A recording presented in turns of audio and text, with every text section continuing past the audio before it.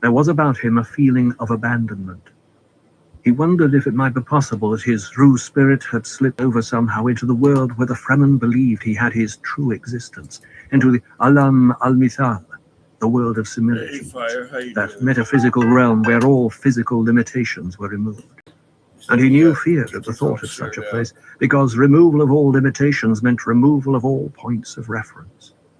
In the landscape of a myth, he could not orient himself and say, "I am I, because I am here." His mother had once said, "The people are divided, some of them, in how they think of you." I must be waking from the dream, Paul told himself. For this had happened.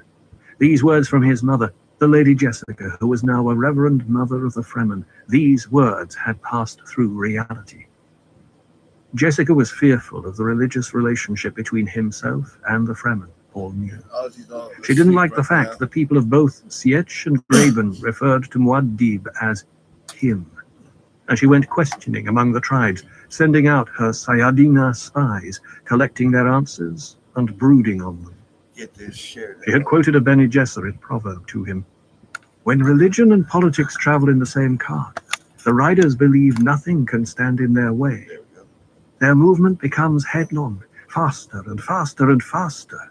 They put aside all thought of obstacles and forget that a precipice does not show itself to a man in a blind rush until it's too late. Paul recalled that he had sat there in his mother's quarters in the inner chamber, shrouded by dark hangings with their surfaces covered by woven patterns out of Fremen mythology.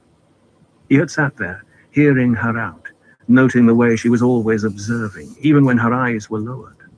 Her oval face had new lines in it at the corners of the mouth, but the hair was still like polished bronze. The wide-set green eyes, though, hid beneath their overcasting of spice-imbued blue. The Fremen have a simple, practical religion, he said. Nothing about religion is simple, she warned. But Paul, seeing the clouded future that still hung over them, found himself swayed by anger. He could only say, "Religion unifies our forces.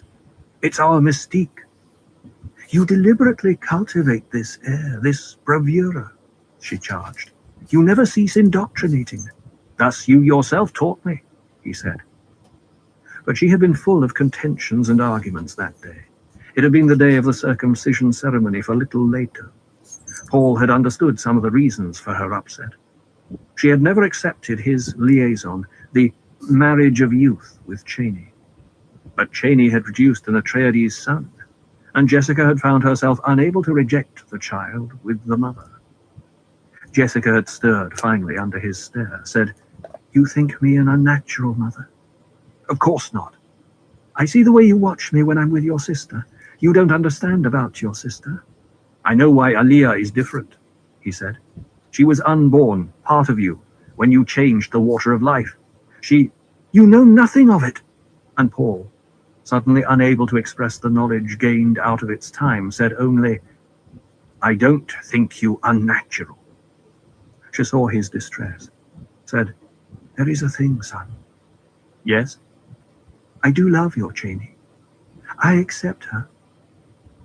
This was real, Paul told himself. This wasn't the imperfect vision, to be changed by the twistings out of time's own birth. The reassurance gave him a new hold on his world. Bits of solid reality began to dip through the dream state into his awareness. He knew suddenly that he was in a Hireg, a desert camp. Cheney had planted their still tent on flower sand for its softness. That could only mean Cheney was nearby. Cheney, his soul. Cheney, his Sihaya, sweet as the desert spring. Cheney, up from the palmaries of the deep south. Hell yeah. Now he remembered her singing a sand shanty to him in the time for sleep. "Oh, my soul, have no taste for paradise this night, and I swear by Shai Hulud you will go there, obedient to my love." And she had sung the walking song lovers shared on the sand, its rhythm like the drag of the dunes against the feet. "Tell me of thine eyes, and I will tell thee of my heart. Tell me of thy feet, and I will tell thee of thy hands. Tell me of thy sleeping, and I will tell thee of thy waking. tell me of thy desires, and I will tell thee of thy need. He had heard someone strumming a baliset in another tent, and he thought then of Gurney Halleck. Reminded by the familiar instrument, he had thought of Gurney, whose face he had seen in a smuggler band, but who had not seen him, could not see him, or know of him, lest that inadvertently lead the Harkonnens to the son of the Duke they had killed. But the style of the player in the night, the distinctiveness of the fingers on the baliset's strings, brought the real musician back to Paul's memory. It had been Khat the Leper, captain of the Viking, leader of the Death Commandos who guarded Muad'Dib. We are in the desert, Paul remembered. We are in the central Urg beyond the Harkonnen patrols. I am here to walk the sand, to lure a maker and mount him by my own cunning, that I may be a Fremen entire. He felt now the Mauler pistol at his belt, the crysknife. He felt the silence surrounding him. It was that special pre-morning silence when the night birds had gone and the day creatures had not yet signaled their alertness to their enemy, the sun. You must ride the sand in the light of day, that Shai-Hulud shall see and know you have no fear, Stilgar had said. Thus we turn our time around and set ourselves to sleep this night. Quietly, Paul sat up, feeling the looseness of a slacked stillsuit around his body, the shadowed still tent beyond. So softly he moved. Yet Chani heard him. She spoke from the tent's gloom, another shadow there. It's not yet full light, beloved. Sihaya, he said, speaking with half a laugh in his voice. You call me your desert spring, she said, but this day I'm thy goad. I am the Sayadina who watches that the rites be obeyed.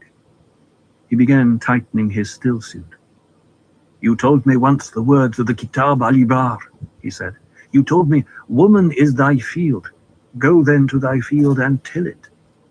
I am the mother of thy firstborn, she agreed. He saw her in the greyness, matching him movement for movement, securing her stillsuit for the open desert. You should get all the rest you can, she said. He recognized her love for him speaking then, and chided her gently. The Sayadina of the Watch does not caution or warn the candidate. She slid across to his side, touched his cheek with her palm. Today, I am both the Watcher and the woman. You should have left this duty to another, he said. Waiting is bad enough at best, she said. I'd sooner be at thy side. He kissed her palm before securing the face flap of his suit, then turned and cracked the seal of the tent. The air that came into them held the chill, not quite dryness that would precipitate trace dew in the dawn. With it came the smell of a pre-spice mass, the mass they had detected off to the northeast, and that told them there would be a maker nearby. Paul crawled through the sphincter opening, stood on the sand, and stretched the sleep from his muscles. A faint green-pearl luminescence etched the eastern horizon. The tents of his troop were small, false dunes around him in the gloom. He saw movement off to the left, the guard, and knew they had seen him. They knew the peril he faced this day. Each Fremen had faced it. They gave him this last few moments of isolation now that he might prepare himself. It must be done today, he told himself. He thought of the power he wielded in the face of the pogrom. The old men who sent their sons to him to be trained in the weirding way of battle. The old men who listened to him now in council and followed his plans. The men who returned to pay him that highest Fremen compliment. Your plan worked, Muad'Dib. Yet the meanest and smallest of the Fremen warriors could do a thing that he had never done. And Paul knew his leadership suffered from the omnipresent knowledge of this difference between them. He had not ridden the Maker. Oh, he'd gone up with the others for training trips and raids, but he had not made his own voyage. Until he did, his world was bounded by the abilities of others. No true Fremen could permit this. Until he did this thing himself, even the great Southlands, the area some 20 thumpers beyond the Urg, were denied him unless he ordered a palanquin and rode like a reverend mother or one of the sick and wounded. Memory returned to him of his wrestling with his inner awareness during the night. He saw a strange parallel here. If he mastered the Maker, his rule was strengthened. If he mastered the inward eye, this carried its own measure of command. But beyond them both lay the clouded area, the great unrest where all the universe seemed embroiled. The differences in the ways he comprehended the universe haunted him, accuracy matched with inaccuracy. He saw it in situ. Yet, when it was born, when it came into the pressures of reality, the now had its own life and grew with its own subtle differences. Terrible purpose remained. Race consciousness remained. And over all loomed the jihad, bloody and wild. Cheney joined him outside the tent, hugging her elbows, looking up at him from the corners of her eyes the way she did when she studied his mood. "Tell me again about the waters of thy birth world, Usul," she said.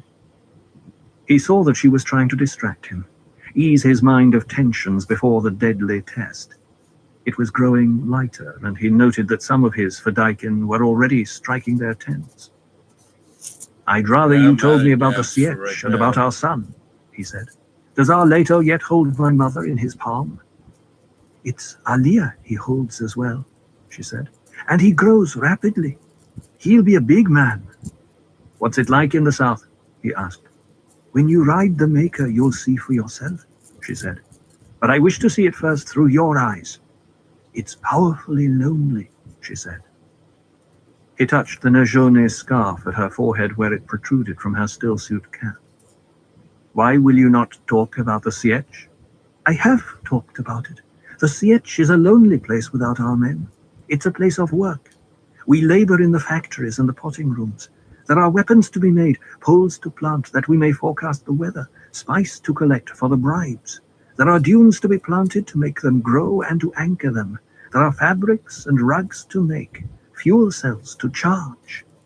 There are children to train, that the tribe's strength may never be lost." "Is nothing then pleasant in the Sietch?" he asked. "The children are pleasant. We observe the rites. We have sufficient food. Sometimes one of us may come north to be with her man. Life must go on." "My sister, Aliyah, is she accepted yet by the people?" Cheney turned toward him in the growing dawn light.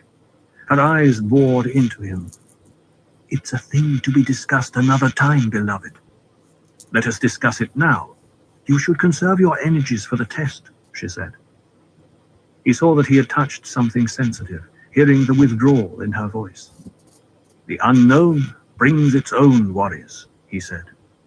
Presently she nodded, said, "There is yet misunderstanding because of Aliyah's strangeness. The women are fearful because a child, little more than an infant, talks of things that only an adult should know. They do not understand the change in the womb that made Aliyah different." "There is trouble?" he asked. And he thought, "I've seen visions of trouble over Aliyah." Cheney looked toward the growing line of the sunrise. "Some of the women banded to appeal to the Reverend Mother. They demanded she exorcise the demon in her daughter.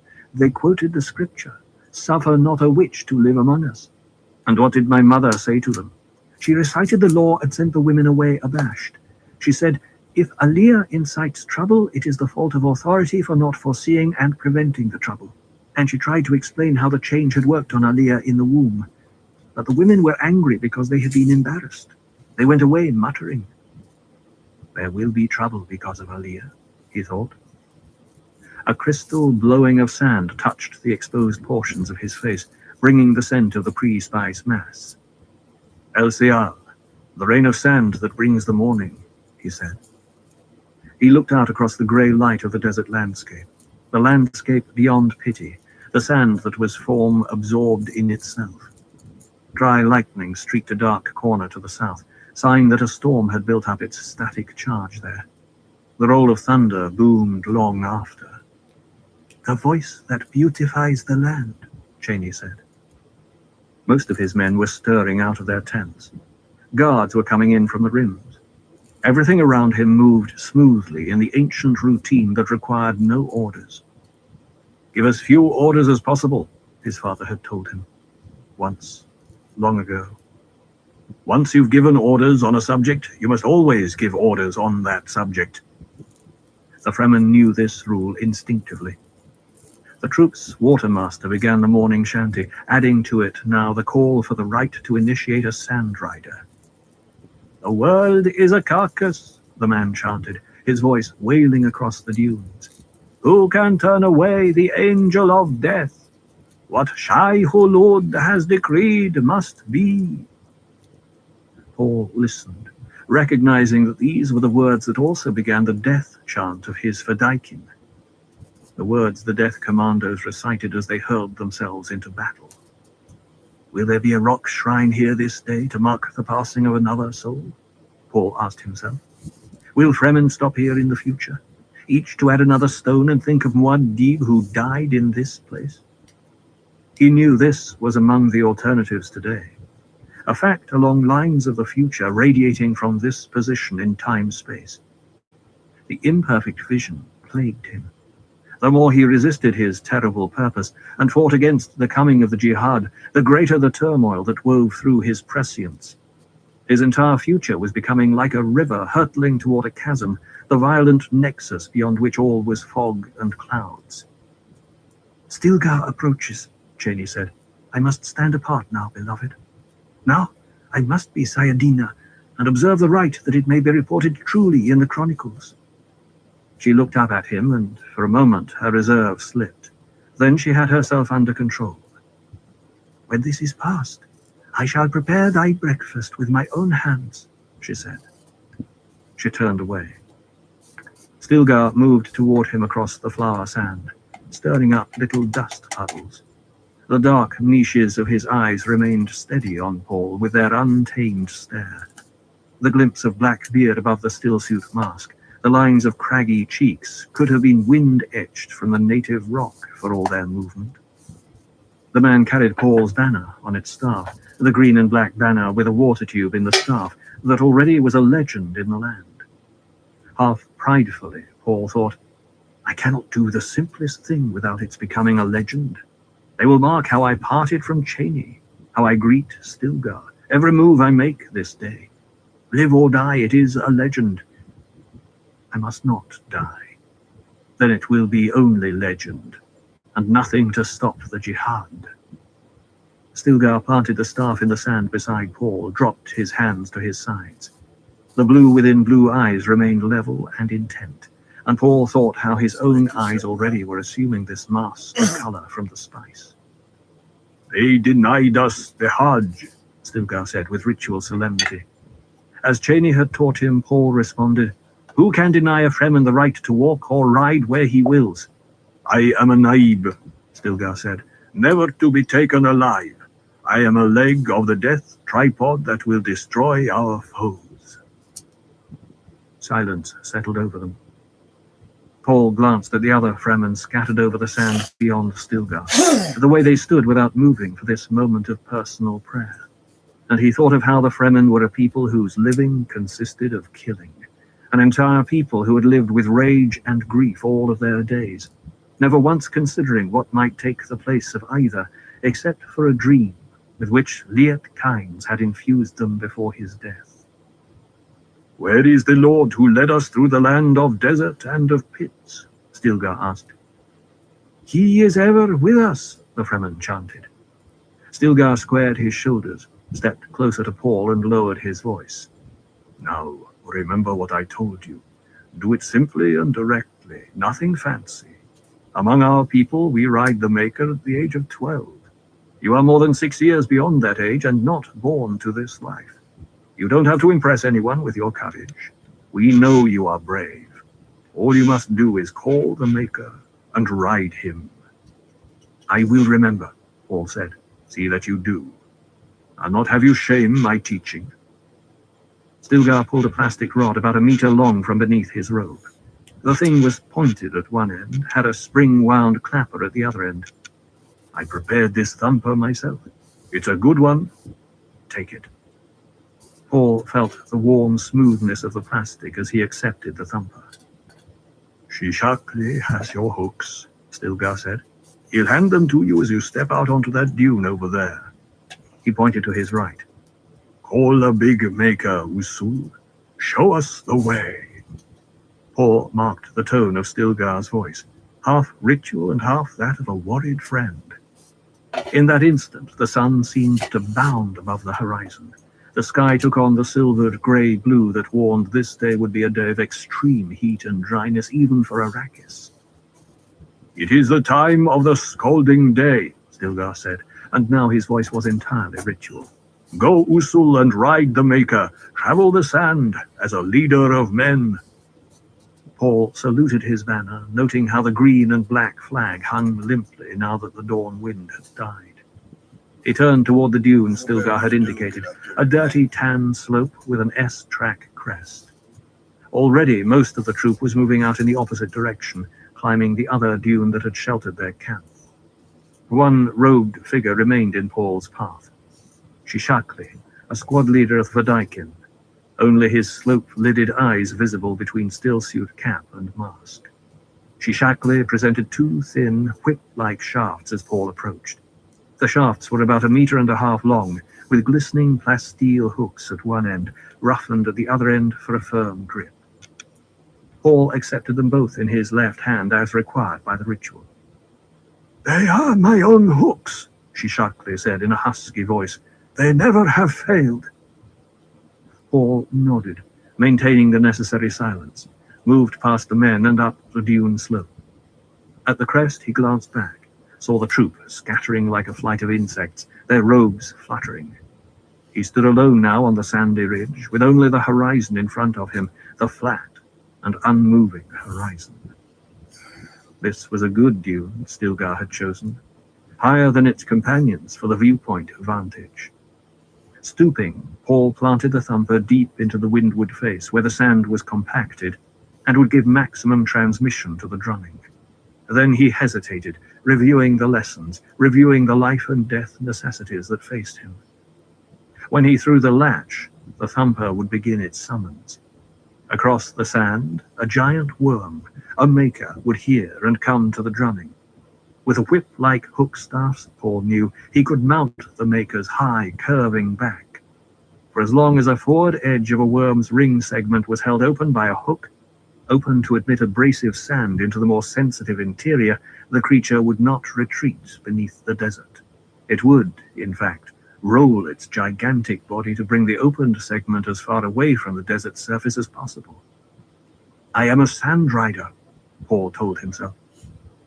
He glanced down at the hooks in his left hand, thinking that he had only to shift those hooks down the curve of a maker's immense side to make the creature roll and turn, guiding it where he willed. He had seen it done.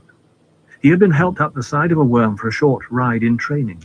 The captive worm could be ridden until it lay exhausted and quiescent upon the desert surface, and a new maker must be summoned.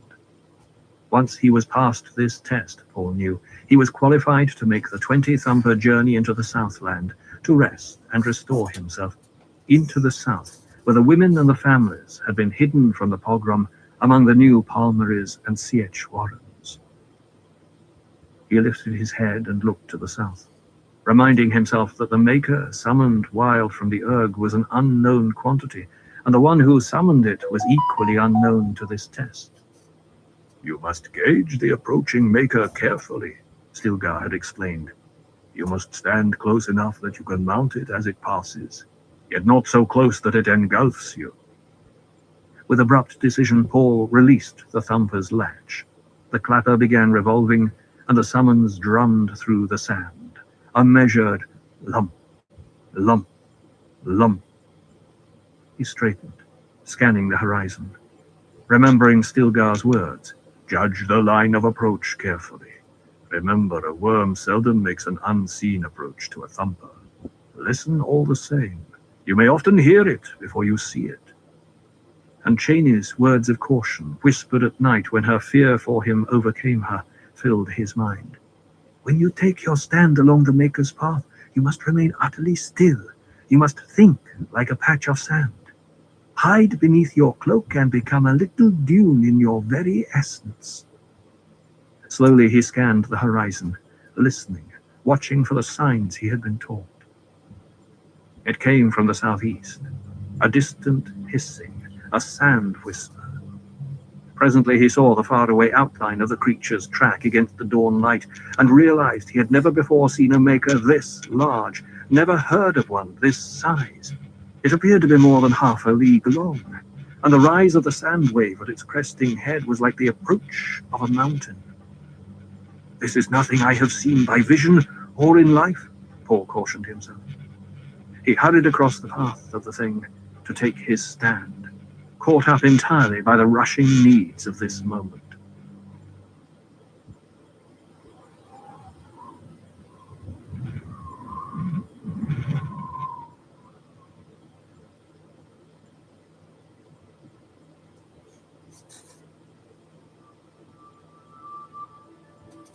Control the coinage and the courts. Let the rabble have the rest. Thus the Padishah Emperor advised you, and he tells you, if you want profits, you must rule. There is truth in these words, but I ask myself, who are the rabble and who are the ruled? Muad'Dib's secret message to the Landsraad, from Arrakis Awakening by the Princess Irulan. A thought came unbidden to Jessica's mind. Paul will be undergoing his Sandrider test at any moment now. They try to conceal this fact from me, but it's obvious. And Cheney has gone on some mysterious errand. Jessica sat in her resting chamber, catching a moment of quiet between the night's classes. It was a pleasant chamber, but not as large as the one she had enjoyed in Sietch Tabor before their flight from the pogrom. Still, this place had thick rugs on the floor, soft cushions, a low coffee table near at hand, multicolored hangings on the walls, and soft yellow glow globes overhead. The room was permeated with a distinctive, acrid, furry odor of a Fremen sietch that she had come to associate with a sense of security. Yet she knew she would never overcome a feeling of being in an alien place. It was the harshness that the rugs and hangings attempted to conceal. A faint, tinkling, drumming, slapping penetrated to the resting chamber. Jessica knew it for a birth celebration, probably Soubier's. Her time was near. And Jessica knew she'd see the baby soon enough, a blue-eyed cherub brought to the Reverend Mother for blessing. She knew also that her daughter, Aaliyah, would be at the celebration and would report on it. It was not yet time for the nightly prayer of parting. They wouldn't have started a birth celebration near the time of ceremony that mourned the slave raids of Poritrin, Beletaguz, Rossack, and Harmonthep. Jessica sighed.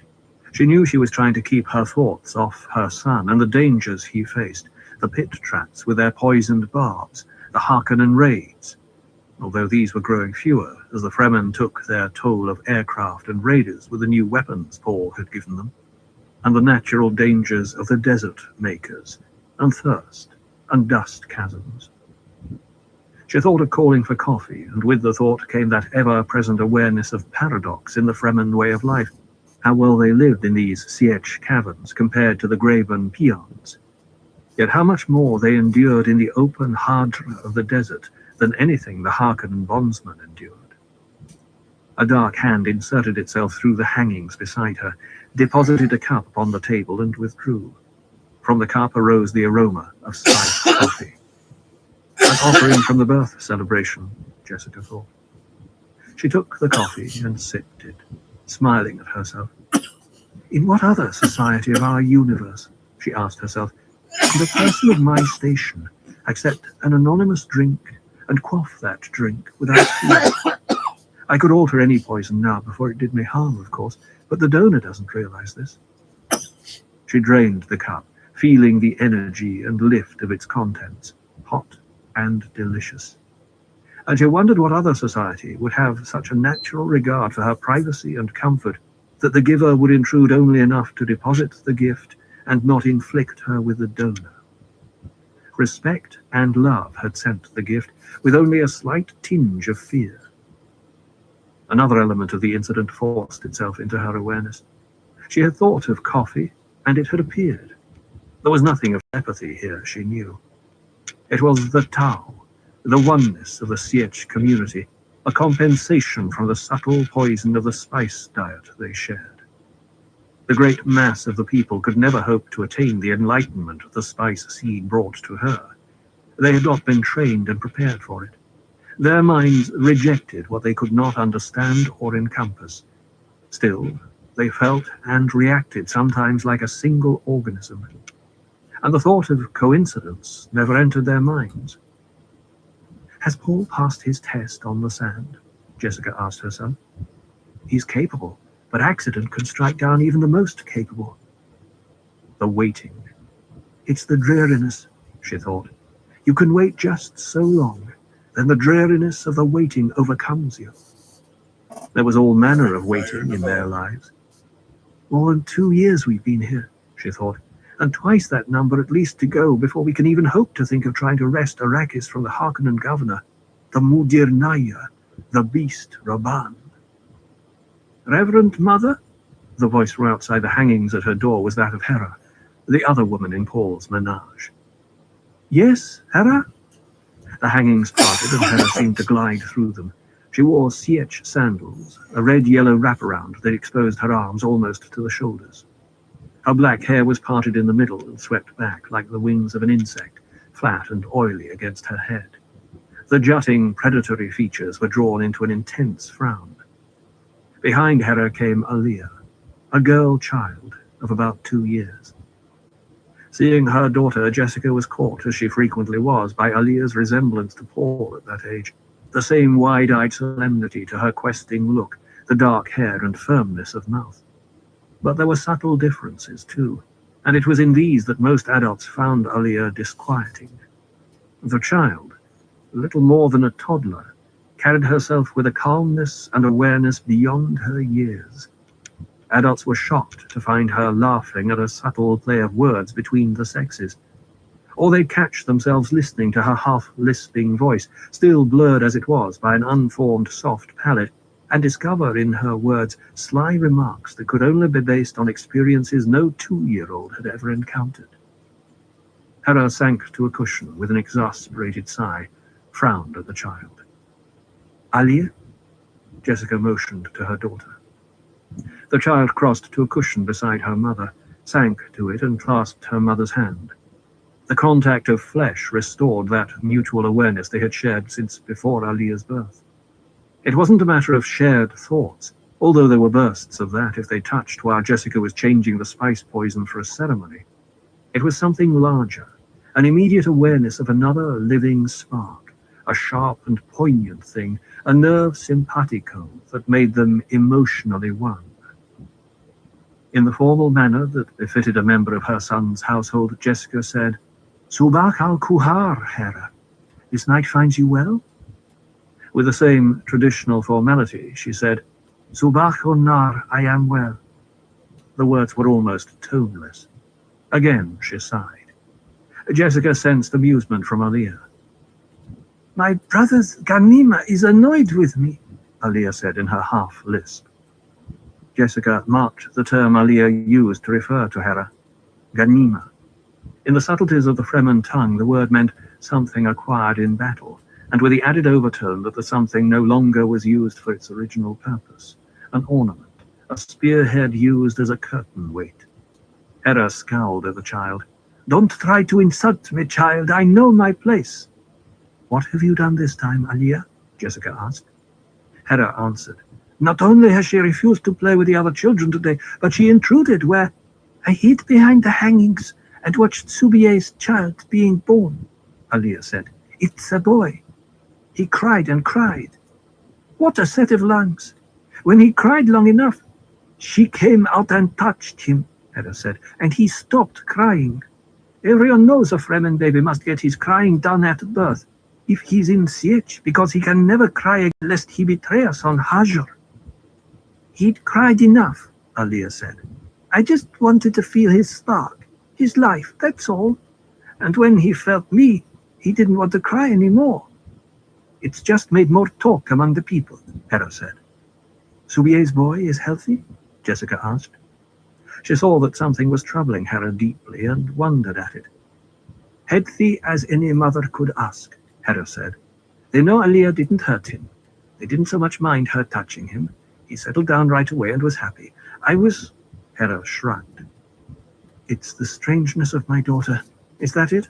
Jessica asked. It's the way she speaks of things beyond her years, and of things no child her age could know, things of the past. How could she know what a child looked like on Bela Tegus? Hera demanded. But he does, Alia said. Subie's boy looks just like the son of Mitha, born before the parting. Alia, Jessica said, I warned you. But mother, I saw it, and it was true, and...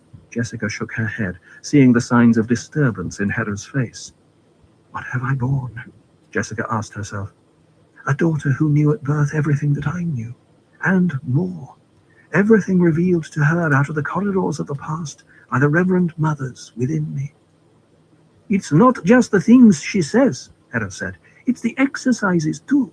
The way she sits and stares at a rock, moving only one muscle beside her nose, or a muscle on the back of a finger, or... Those are the Bene Gesserit training, Jessica said. You know that, Hera. Would you deny my daughter her inheritance? Reverend Mother, you know these things don't matter to me, Hera said. It's the people and the way they mutter. I feel danger in it. They say your daughter's a demon, that other children refuse to play with her, that She has so little in common with the other children, Jessica said. She's no demon. It's just... Of course she's not. Jessica found herself surprised at the vehemence in Hera's tone, glanced down at Alia. The child appeared lost in thought, radiating a sense of waiting. Jessica returned her attention to Hera. I respect the fact that you're a member of my son's household, Jessica said. Alia stirred against her hand. You may speak openly with me of whatever's troubling you. I will not be a member of your son's household much longer, Hera said. I've waited this long for the sake of my sons, the special training they receive as the children of Usul. It's little enough I could give them, since it's known I don't share your son's bed. Again Alia stirred beside her, half sleeping, warm. You'd have made a good companion for my son, though, Jessica said. And she added to herself, because such thoughts were ever with her, companion, not a wife. Jessica's thoughts went then straight to the center, to the pang that came from the common talk in the Sietch that her son's companionship with Cheney had become a permanent thing, the marriage. I love Cheney, Jessica thought, but she reminded herself that love might have to step aside for royal necessity. Royal marriages had other reasons than love. You think I don't know what you planned for your son? Hera asked. What do you mean? Jessica demanded. You plan to unite the tribes under him, Hera said. Is that bad?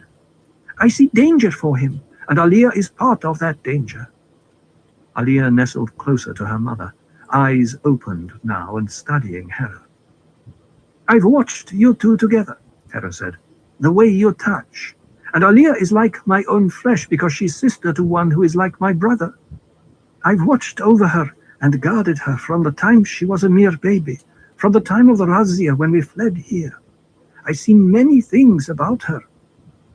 Jessica nodded, feeling disquiet begin to grow in Alia beside her. You know what I mean, Hera said, the way she knew from the first what we were saying to her. When has there been another baby who knew the water discipline so young? What other baby's first words to her nurse were, I love you, Hera. Hera stared at Alia. Why do you think I accept her insults? I know there's no malice in them. Alia looked up at her mother. Yes, I have reasoning powers, Reverend Mother, Hera said. I could have been of the Sayadina. I have seen what I have seen. Hera, Jessica shrugged. I don't know what to say. And she felt surprised at herself, because this literally was true. Alia straightened, squared her shoulders. Jessica felt the sense of waiting ended, an emotion compounded of decisions and sadness. We made a mistake, Alia said. Now we need Hera. It was the ceremony of the seed, Hera said, when you changed the water of life, Reverend Mother, when Alia was yet unborn within you. Need Hera? Jessica asked herself. Who else can talk among the people and make them begin to understand me? Alia asked. What would you have her do? Jessica asked. She already knows what to do, Alia said. I will tell them the truth, Hera said. Her face seemed suddenly old and sad, with its olive skin drawn into frown wrinkles, a witchery in the sharp features. I will tell them that Alia only pretends to be a little girl, that she has never been a little girl. Alia shook her head. Tears ran down her cheeks, and Jessica felt the wave of sadness from her daughter as though the emotion were her own. I know I'm a freak, Alia whispered. The adult summation coming from the child mouth was like a bitter confirmation.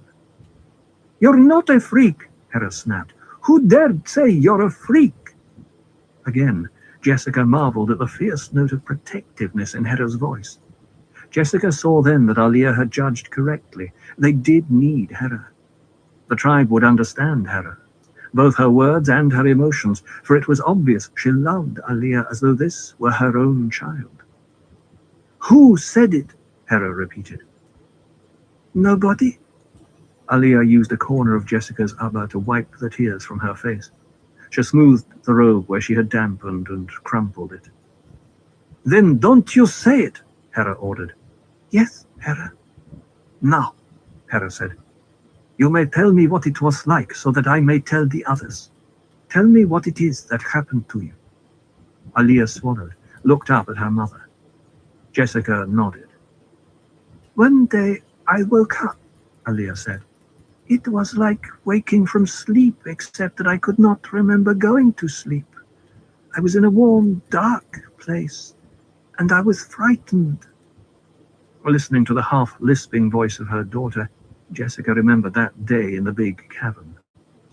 When I was frightened, Alia said, I tried to escape, but there was no way to escape. Then I saw a spark, but it wasn't exactly like seeing it. The spark was just there with me, and I felt the spark's emotions, soothing me, comforting me, telling me that way that everything would be all right. That was my mother. Hera rubbed at her eyes, smiled reassuringly at Alia. Yet there was a look of wildness in the eyes of the Fremen woman, an intensity as though they too were trying to hear Alia's words. And Jessica thought, what do we really know of how such a one thinks? Out of her unique experiences and training and ancestry. Just when I felt safe and reassured, Alia said, there was another spark with us. And everything was happening at once. The other spark was the old Reverend Mother. She was trading lives with my mother. Everything. And I was there with them, seeing it all. Everything. And it was over. And I was them, and all the others, and myself. Only it took me a long time to find myself again. There were so many others. It was a cruel thing, Jessica said. No one should wake into consciousness thus. The wonder of it is you could accept all that happened to you. I couldn't do anything else, Alia said. I didn't know how to reject or hide my consciousness or shut it off. Everything just happened. Everything. We didn't know, Hera murmured. When we gave your mother the water to change, we didn't know you existed within her. Don't be sad about it, Hera, Alia said. I shouldn't feel very sorry for myself. After all, there's cause for happiness here. I'm a Reverend Mother. The tribe has two She broke off, tipped her head to listen. Hera rocked back on her heels against the sitting cushion, stared at Alia, bringing her attention then up to Jessica's face. Didn't you suspect? Jessica asked. Shh, Alia said. A distant, rhythmic chanting came to them through the hangings that separated them from the siege corridors. It grew louder, carrying distinct sounds now. Ya-ya-yom! Ya-ya-yom! Mutain! Wallah! Ya-ya-yom! Mutain! Wallah! The chanters passed the outer entrance, and their voices boomed through to the inner apartments. Slowly the sound receded. When the sound had dimmed sufficiently, Jessica began the ritual, the sadness in her voice. It was Ramadan and April on Bela Tegus. My family sat in their pool courtyard, Hera said. in air bathed by the moisture that arose from the spray of a fountain. There was a tree of portugals, round and deep in colour, near at hand. There was a basket with mishmish and baklava, and mugs of Liban, all manner of good things to eat. In our gardens and in our flocks there was peace, peace in all the land. Life was full with happiness until the raiders came, Alia said. Blood ran cold at the scream of friends, Jessica said, and she felt the memories rushing through her out of all those other pasts she shared. La la la, the women cried, said Hera. The raiders came through the Mushtamal, rushing at us with their knives dripping red from the lives of our men, Jessica said. Silence came over the three of them, as it was in all the apartments of the Sietch, the silence while they remembered and kept their grief thus fresh. Presently Hera uttered the ritual ending to the ceremony, giving the words a harshness that Jessica had never before heard in them. We will never forgive, and we will never forget, Hera said. In the thoughtful quiet that followed her words, they heard a muttering of people, the swish of many robes. Jessica sensed someone standing beyond the hangings that shielded her chamber. Reverend Mother? A woman's voice, and Jessica recognized it, the voice of Tharthar, one of Stilgar's wives. What is it, Tharthar? There is trouble, Reverend Mother. Jessica felt a constriction at her heart, an abrupt fear for Paul. Paul, she gasped. Tharthar spread the hangings, stepped into the chamber. Jessica glimpsed a press of people in the outer room before the hangings fell. She looked up at Tharthar, a small, dark woman in a red-figured robe of black, the total blue of her eyes trained fixedly on Jessica, the nostrils of her tiny nose dilated to reveal the plug scars. What is it? Jessica demanded. There is word from the sand, Tharthar said. Usul meets the Maker for his test. It is today. The young men say he cannot fail. He will be a sand rider by nightfall. The young men are banding for a razzia. They will raid in the north and meet Usul there. They say they will raise the cry then. They say they will force him to call out Stilgar and assume command of the tribes.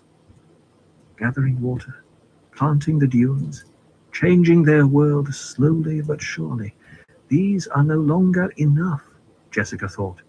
The little raids, the certain raids, these are no longer enough now that Paul and I have trained them. They feel their power.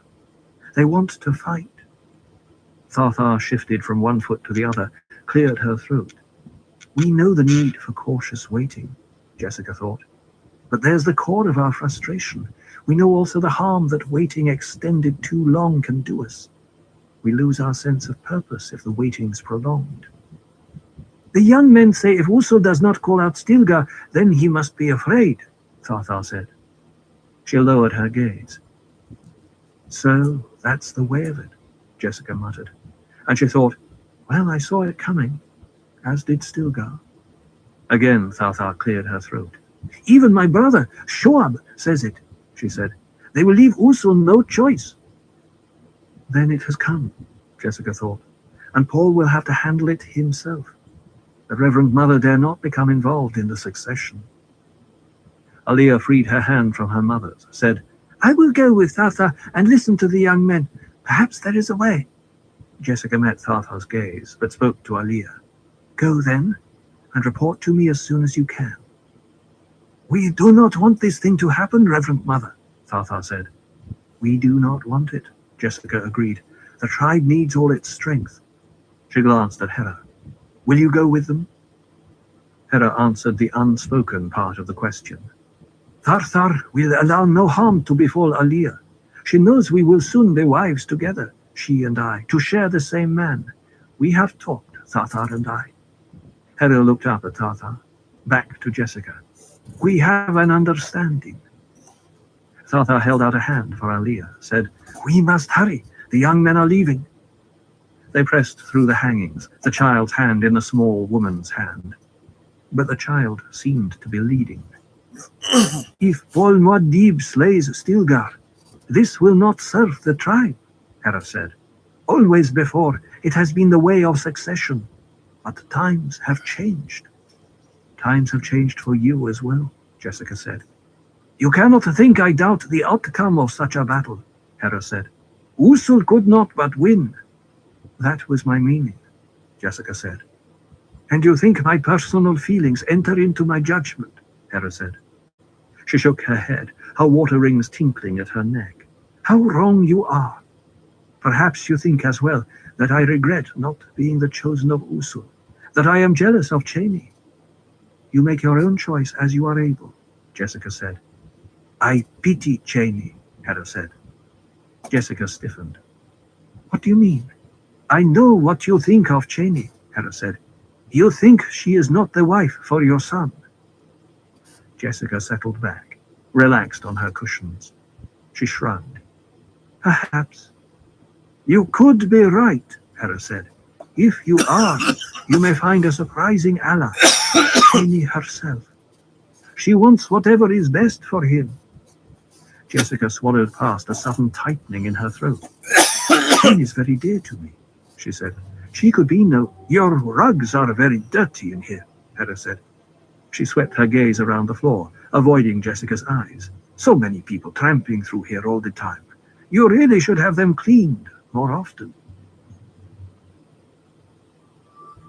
You cannot avoid the interplay of politics within an Orthodox religion. This power struggle permeates the training, educating, and disciplining of the Orthodox community. Because of this pressure, the leaders of such a community inevitably must face that ultimate internal question.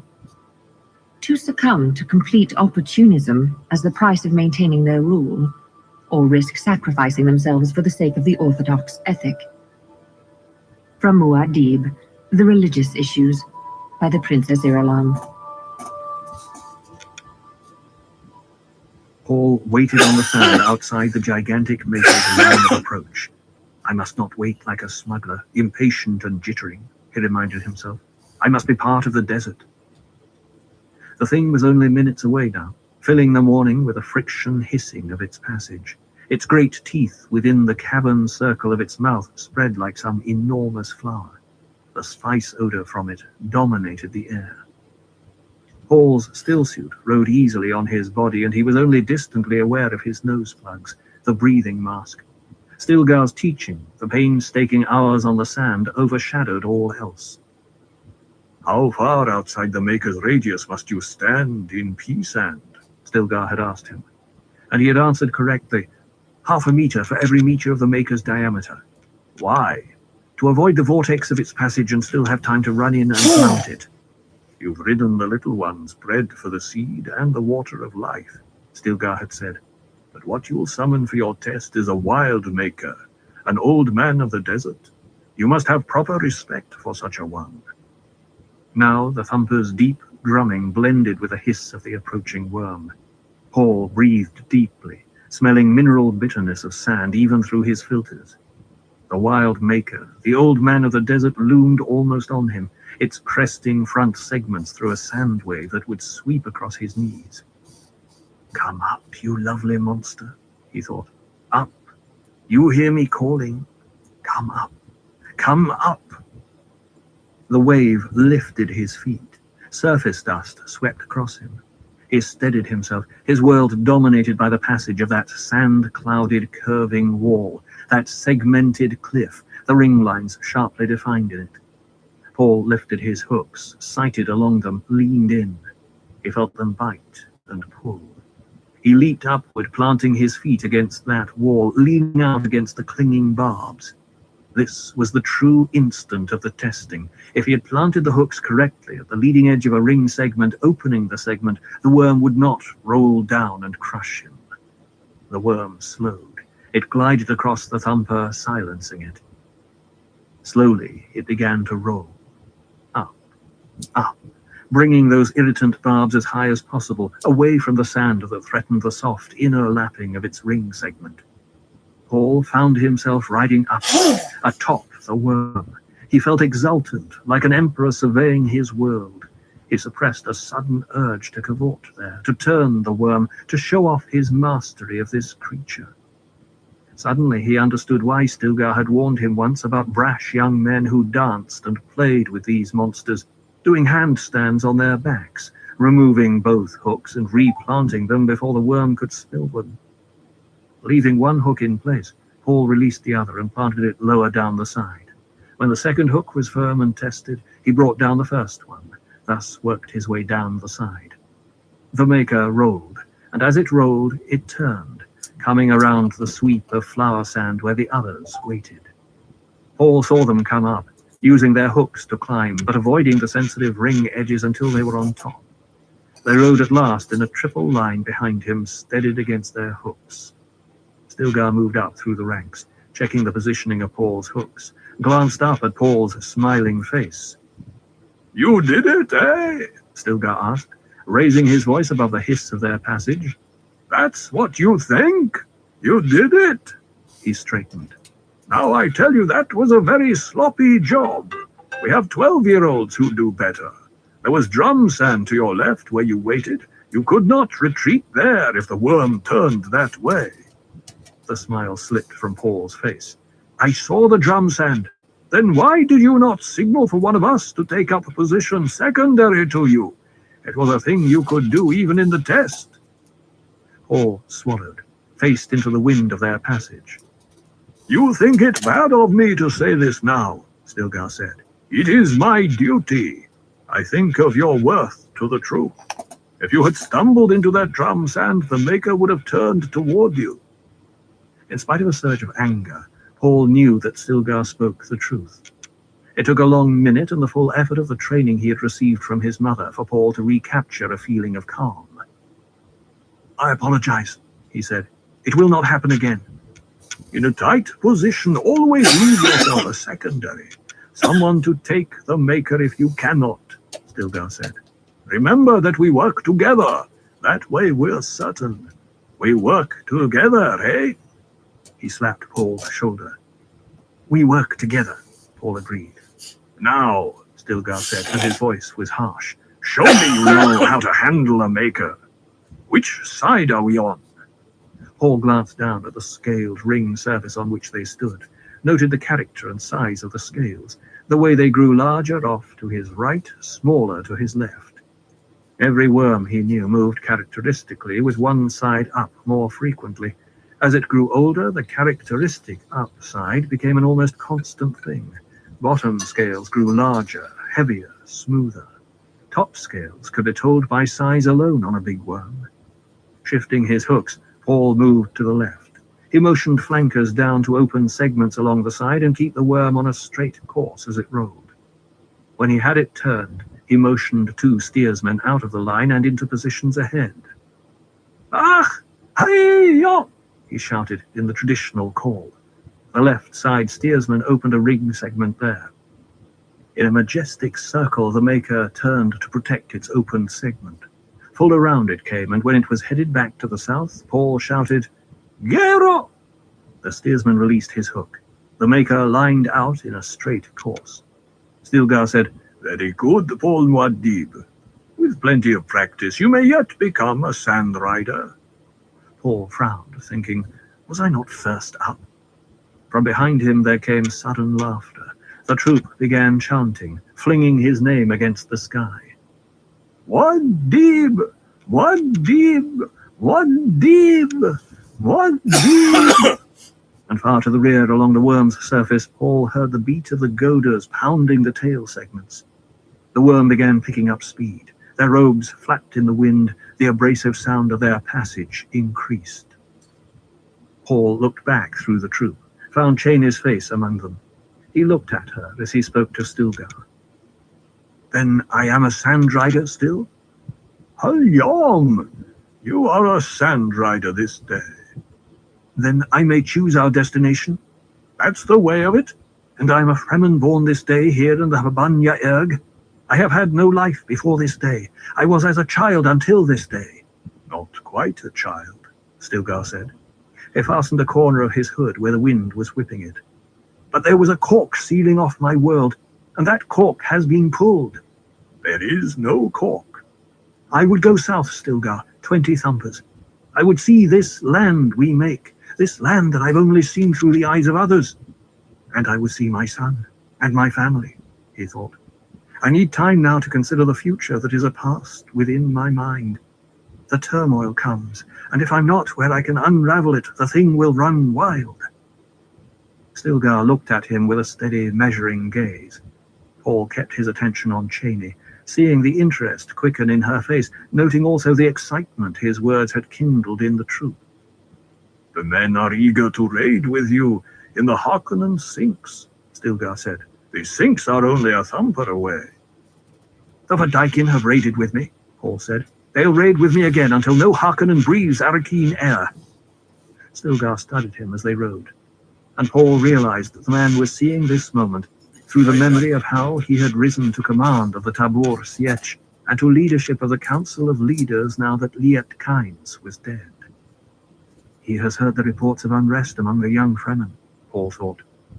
"Do you wish a gathering of the leaders?" Stilgar asked. Eyes blazed among the young men of the troop. They swayed as they rode, and they watched. And Paul saw the look of unrest in Cheney's glance, the way she looked from Stilgar, who was her uncle, to Paul Muad'Dib, who was her mate. "You cannot guess what I want," Paul said. And he thought, I cannot back down. I must hold control over these people. "You are Mudir of the Sandride this day," Stilgar said. Cold formality rang in his voice. "How do you use this power?" "We need time to relax, time for cool reflection," Paul thought. "We shall go south," Paul said. "Even if I say we shall turn back to the north when this day is over?" "We shall go south," Paul repeated. A sense of inevitable dignity enfolded Stilgar as he pulled his robe tightly around him. "There will be a gathering," he said. "I will send the messages." He thinks I will call him out, Paul thought, and he knows he cannot stand against me. Paul faced south, feeling the wind against his exposed cheeks, thinking of the necessities that went into his decisions. They do not know how it is, he thought. But he knew he could not let any consideration deflect him. He had to remain on the central line of the time storm he could see in the future. There would come an instant when it could be unraveled, but only if he were where he could cut the central knot of it. I will not call him out if it can be helped, he thought. If there's another way to prevent the jihad. "We'll camp for the evening meal and prayer at Cave of Birds beneath Habanya Ridge," Stilgar said. He steadied himself with one hook against the swaying of the Maker, gestured ahead at a low rock barrier rising out of the desert. Paul studied the cliff, the great streaks of rock crossing it like waves. No green, no blossom softened that rigid horizon. Beyond it stretched the way to the southern desert, a course of at least 10 days and nights, as fast as they could goad the Makers. 20 thumpers. The way led far beyond the Harkonnen patrols. He knew how it would be. The dreams had shown him. One day, as they went, there'd be a faint change of color on the far horizon, such a slight change that he might feel he was imagining it out of his hopes. And there would be the new Sietch. "Does my decision suit Muad'Dib?" Stilgar asked. Only the faintest touch of sarcasm tinged his voice, but Fremen ears around them, alert to every tone in a bird's cry or a Cielago's piping message, heard the sarcasm and watched Paul to see what he would do. "Stilgar heard me swear my loyalty to him when we consecrated the Vadaikin," Paul said. "My death commandos know I spoke with honor. Does Stilgar doubt it?" Real pain exposed itself in Paul's voice. Stilgar heard it and lowered his gaze. "Usul, the companion of my Sietch, him I would never doubt," Stilgar said. "But you are Paul Muad'Dib, the Atreides Duke, and you are the Lisan al-Gaib, the voice from the outer world. These men, I don't even know." Paul turned away to watch the Habanya Ridge climb out of the desert. The Maker beneath them still felt strong and willing. It could carry them almost twice the distance of any other in Fremen experience. He knew it. There was nothing outside the stories told to children that could match this old man of the desert. It was the stuff of a new legend, Paul realized. A hand gripped his shoulder. Paul looked at it, followed the arm to the face beyond it. the dark eyes of Stilgar exposed between filter mask and stillsuit hood. "The one who led Tabur Sietch before me," Stilgar said. "He was my friend. We shared dangers. He owed me his life many a time, and I owed him mine." "I am your friend, Stilgar," Paul said. "No man doubts it," Stilgar said. He removed his hand, shrugged. "It's the way." Paul saw that Stilgar was too immersed in the Fremen way to consider the possibility of any other. Here a leader took the reins from the dead hands of his predecessor, or slew among the strongest of his tribe if a leader died in the desert. Stilgar had risen to be a Naib in that way. "We should leave this maker in deep sand," Paul said. "Yes," Stilgar agreed. "We could walk to the cave from here. We've ridden him far enough that he'll bury himself and sulk for a day or so," Paul said. "You're the mudir of the sand ride," Stilgar said. "Say when we—" He broke off, stared at the eastern sky. Paul whirled. The spice-blue overcast of his eyes made the sky appear dark, a richly filtered azure against which a distant rhythmic flashing stood out in sharp contrast. "Ornithopter. One small thopter," Stilgar said. "Could be a scout," Paul said. "Do you think they've seen us?" "At this distance, we're just a worm on the surface," Stilgar said. He motioned with his left hand. "Off. Scatter on the sand." The troop began working down the worm's sides, dropping off, blending with the sand beneath their cloaks. Paul marked where Cheney dropped. Presently only he and Stilgar remained. "First up, last off," Paul said. Stilgar nodded, dropping down the side on his hooks, leaping onto the sand. Paul waited until the Maker was safely clear of the scatter area, then released his hooks. This was the tricky moment, with the worm not completely exhausted. Freed of its goads and hooks, the big worm began burrowing into the sand. Paul ran lightly back along its broad surface, judged his moment carefully, and leaped off. He landed running, lunged against the slip face of a dune the way he had been taught, and hid himself beneath the cascade of sand over his robe. Now, the waiting. Paul turned gently, exposed a crack of sky beneath a crease in his robe. He imagined the others back along their path doing the same. He heard the beat of the thopter's wings before he saw it. There was a whisper of jet pods, and it came over his patch of desert, turned in a broad arc toward the ridge. An unmarked thopter, Paul noted. It flew out of sight beyond Habanya Ridge. A bird cry sounded over the desert. Another. Paul shook himself free of sand, climbed to the dune top. Other figures stood out in a line, trailing away from the ridge. He recognized Cheney and Stilgar among them. Stilgar signaled toward the ridge. They gathered and began the sandwalk, gliding over the surface in a broken rhythm that would disturb no maker. Stilgar paced himself beside Paul along the wind-packed crest of a dune. "It was a smuggler craft," Stilgar said. "So it seemed," Paul said, "but this is deep into the desert for smugglers." "They've their difficulties with patrols too," Stilgar said. "If they come this deep, they may go deeper," Paul said. "True. It wouldn't be well for them to see what they could see if they ventured too deep into the south. Smugglers sell information too." "They were hunting spice, don't you think?"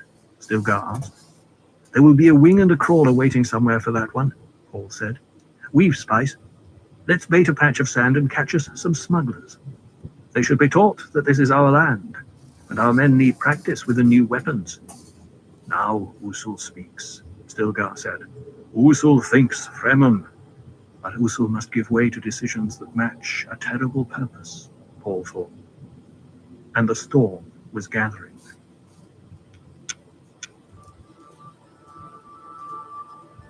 When law and duty are one, united by religion, you never become fully conscious, fully aware of yourself.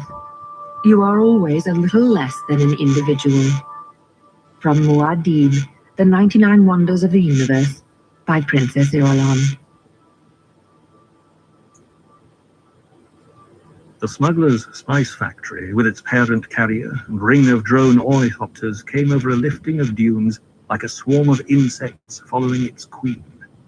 Ahead of the swarm lay one of the low rock ridges that lifted from the desert floor like small imitations of the shield wall. The dry beaches of the ridge were swept clean by a recent storm.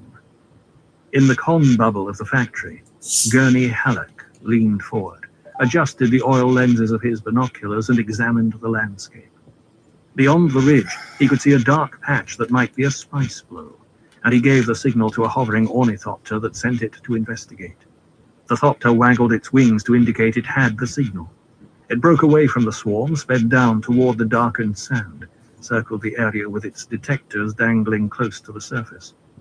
Almost immediately, it went through the wing-tucked dip and circle that told the waiting factory that spice had been found. Gurney sheathed his binoculars, knowing the others had seen the signal. He liked this spot. The ridge offered some shielding and protection. This was deep in the desert, an unlikely place for an ambush. Still, Gurney signaled for a crew to hover over the ridge, to scan it, sent reserves to take up station in pattern around the area, not too high, because then they could be seen from afar by Harkonnen detectors. He doubted, though, that Harkonnen patrols would be this far south. This was still Fremen country. Gurney checked his weapons, damning the fate that made shields useless out here. Anything that summoned a worm had to be avoided at all costs.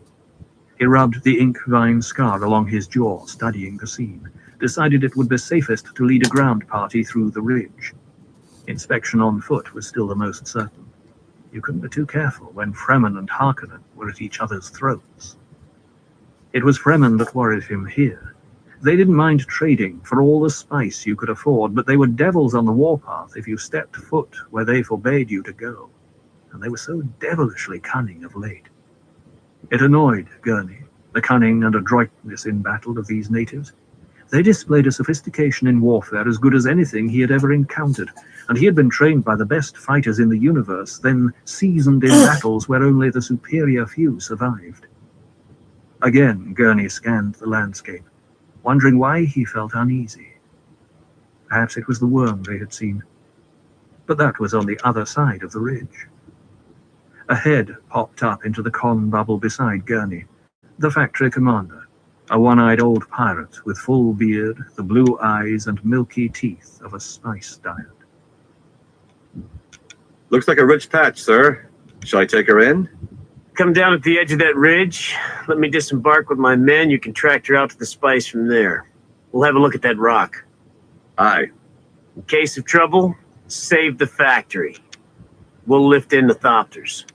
The factory commander saluted. Aye, sir. He popped back down through the hatch.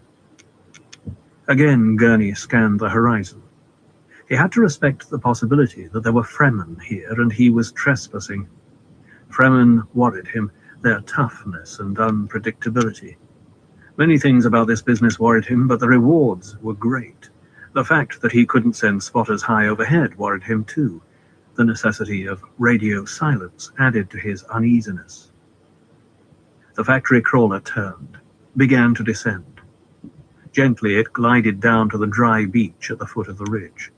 Treads touched sand. Gurney opened the bubble dome, released his safety straps. The instant the factory stopped, he was out, slamming the bubble closed behind him, scrambling out over the tread guards to swing down to the sand beyond the emergency netting. The 5 men of his personal guard were out with him, emerging from the nose hatch. Others released the factory's carrier wing. It detached, lifted away to fly in a parking circle low overhead.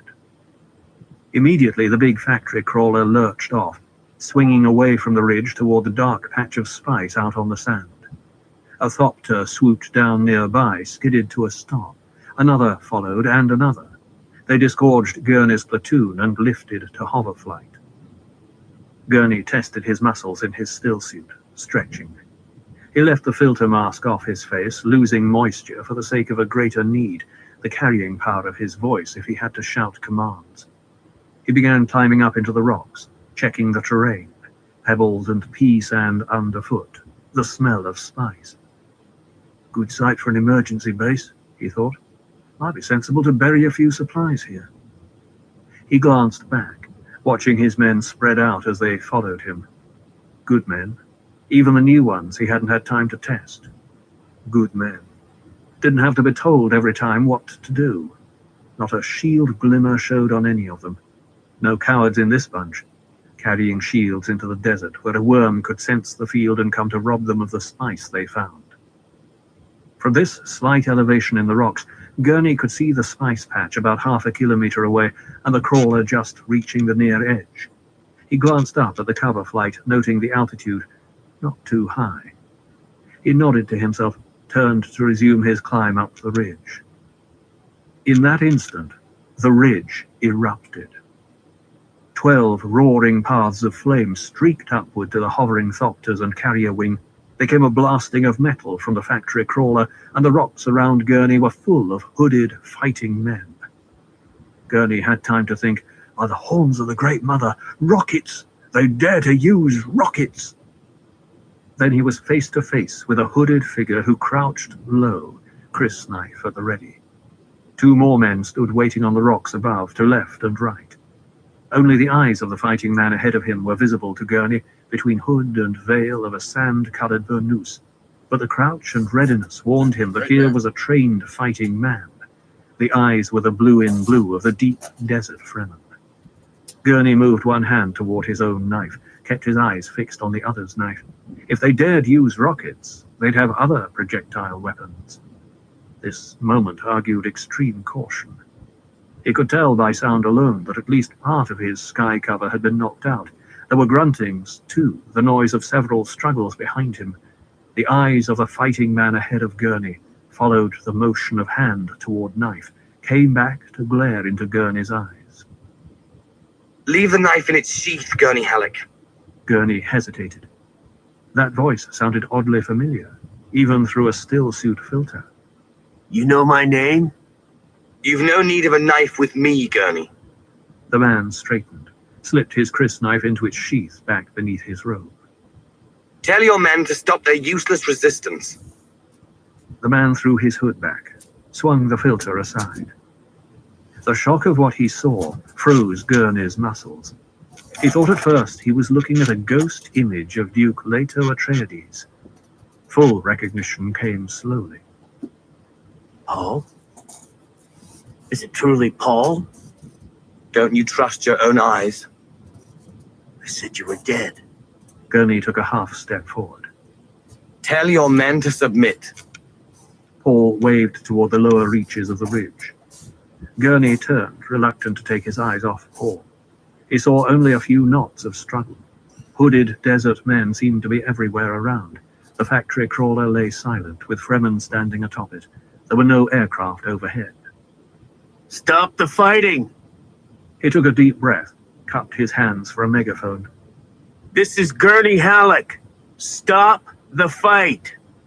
Slowly, warily, the struggling figures separated, eyes turned toward him, questioning. These are friends.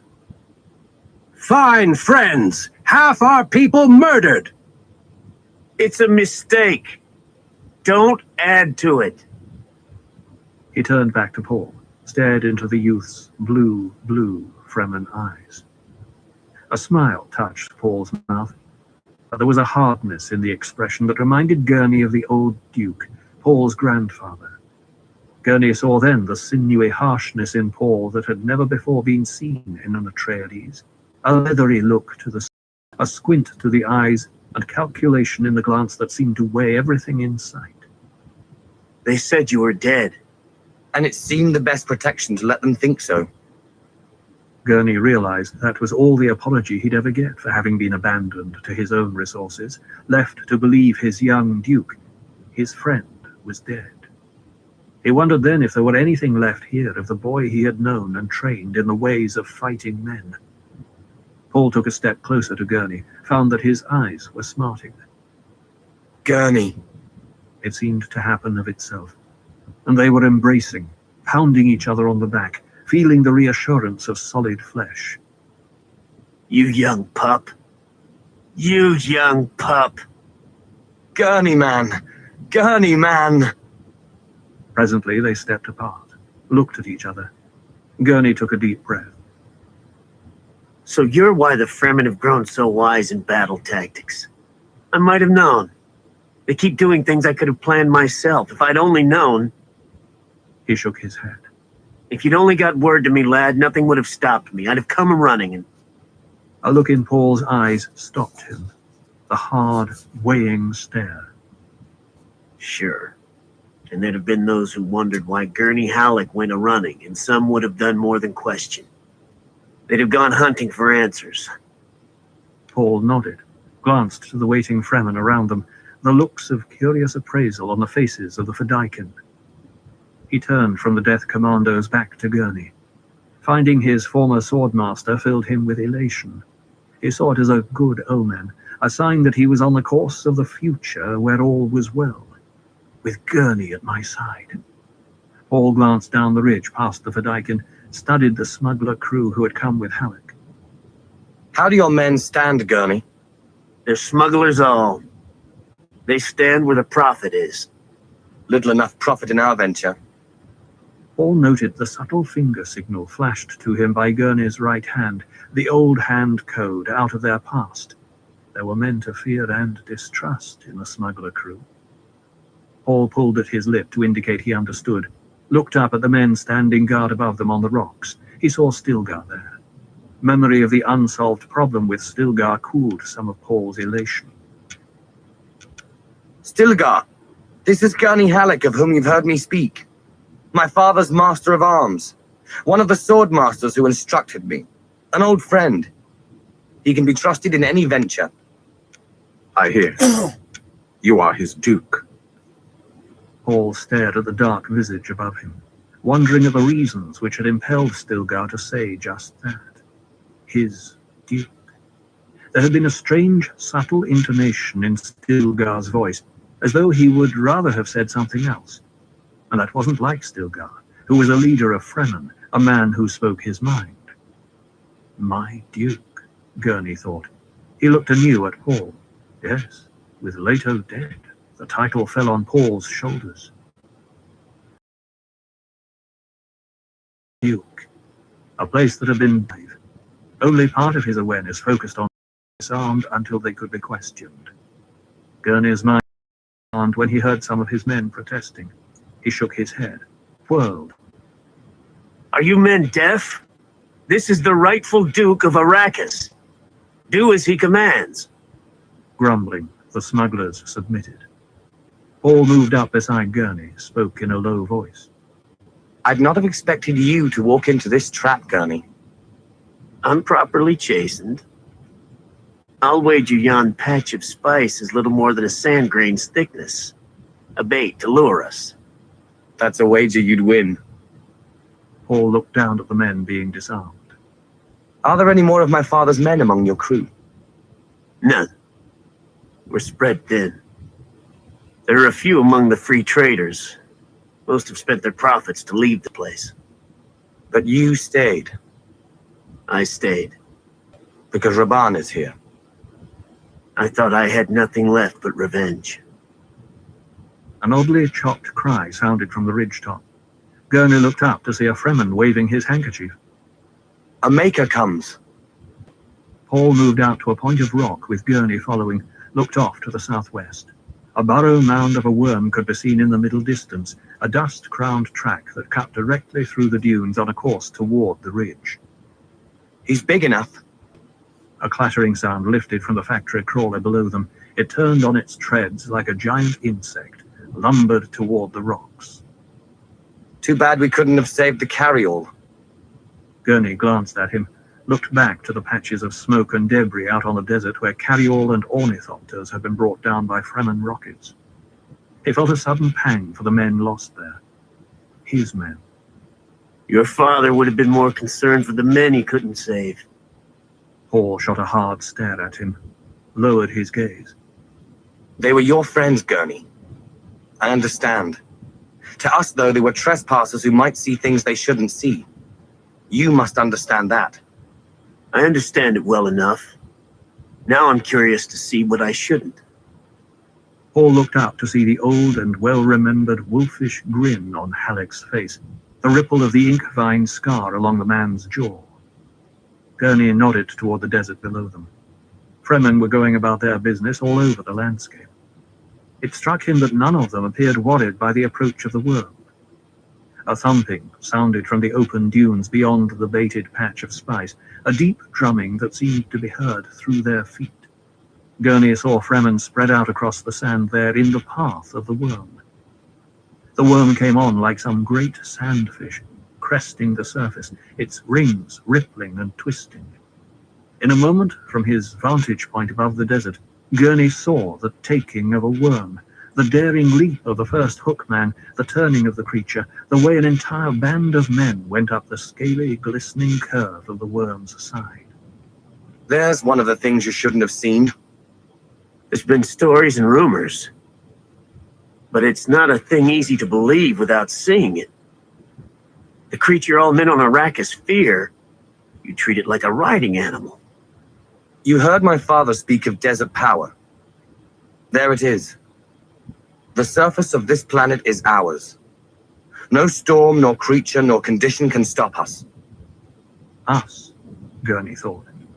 He means the Fremen.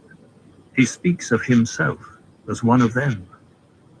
Again, Gurney looked at the spice blue in Paul's eyes. His own eyes, he knew, had a touch of the color, but smugglers could get off-world foods, and there was a subtle caste implication in the tone of the eyes among them.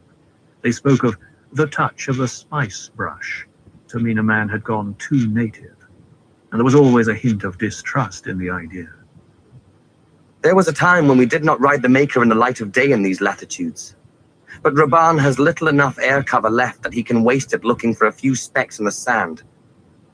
Your aircraft were a shock to us here. He looked at Gurney.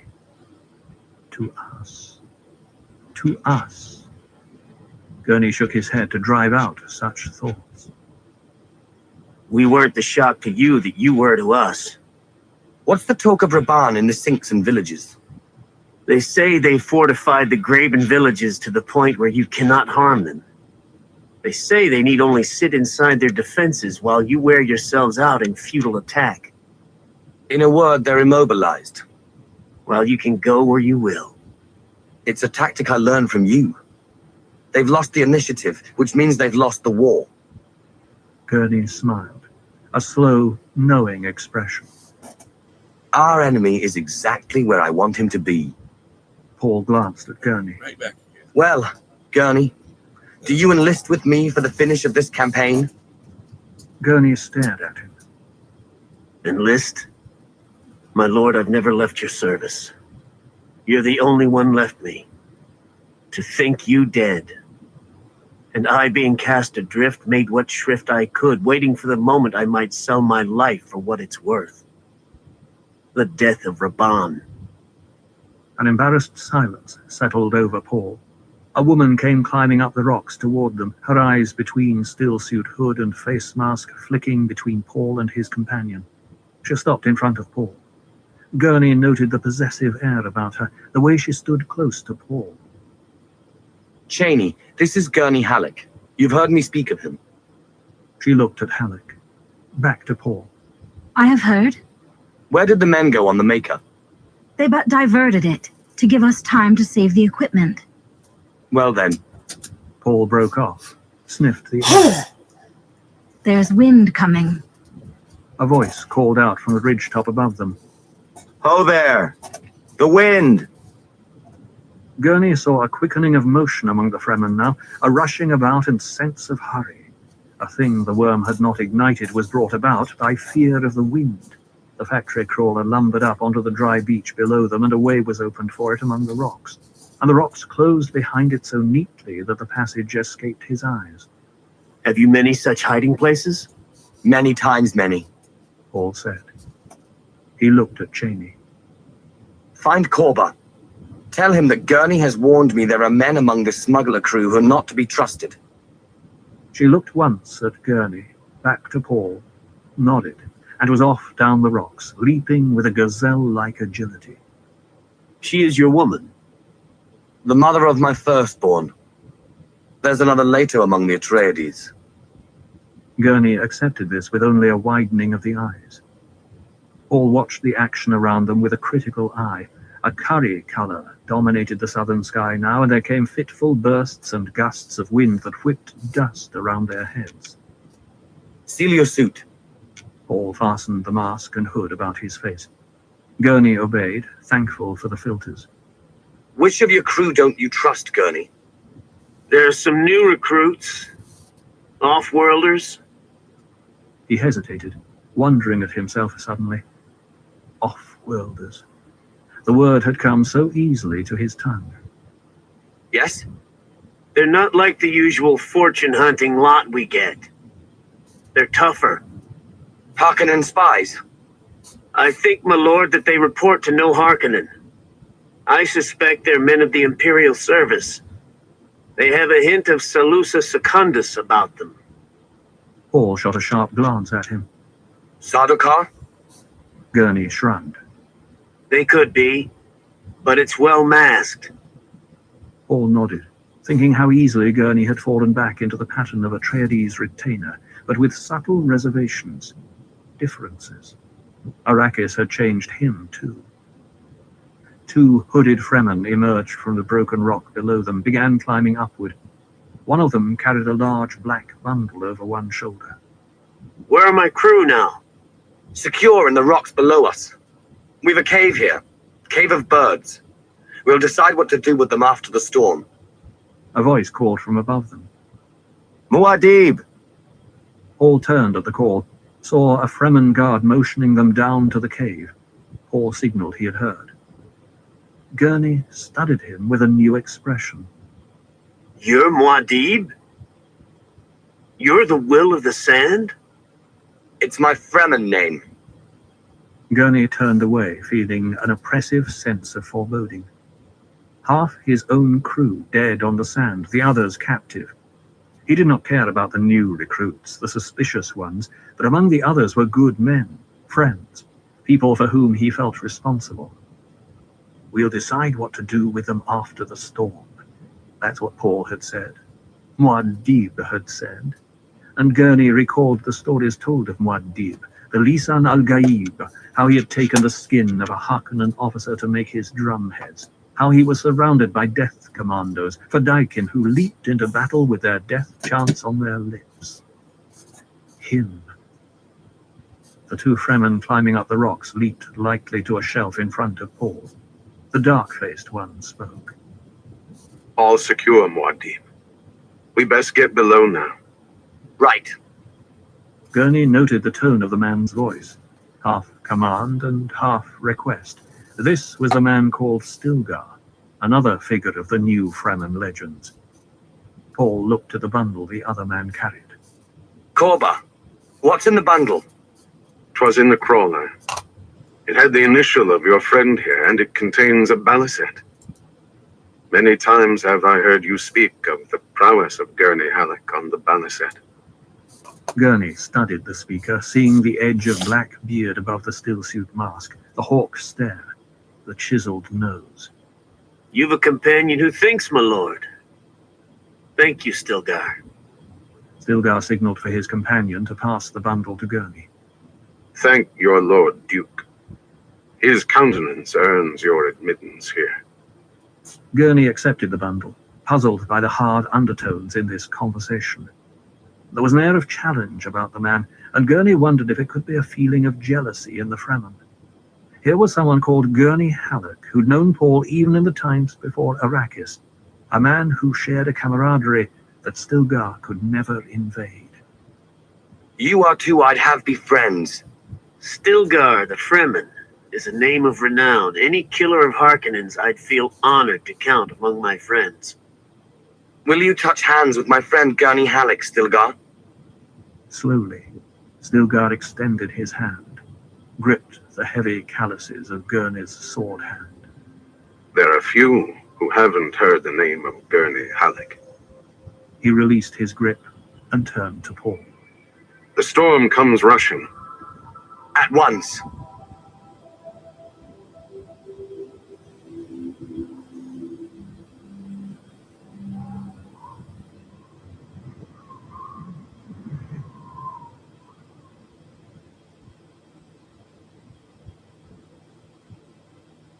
Stilgar turned away, led them down through the rocks, a twisting and turning path into a shadowed cleft that admitted them to the low entrance of a cave.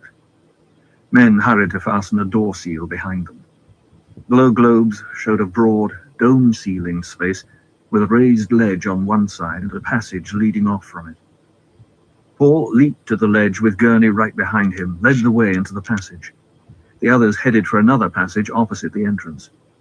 Paul led the way through an anteroom and into a chamber with dark, wine-colored hangings on its walls. "We can have some privacy here for a while," Paul said.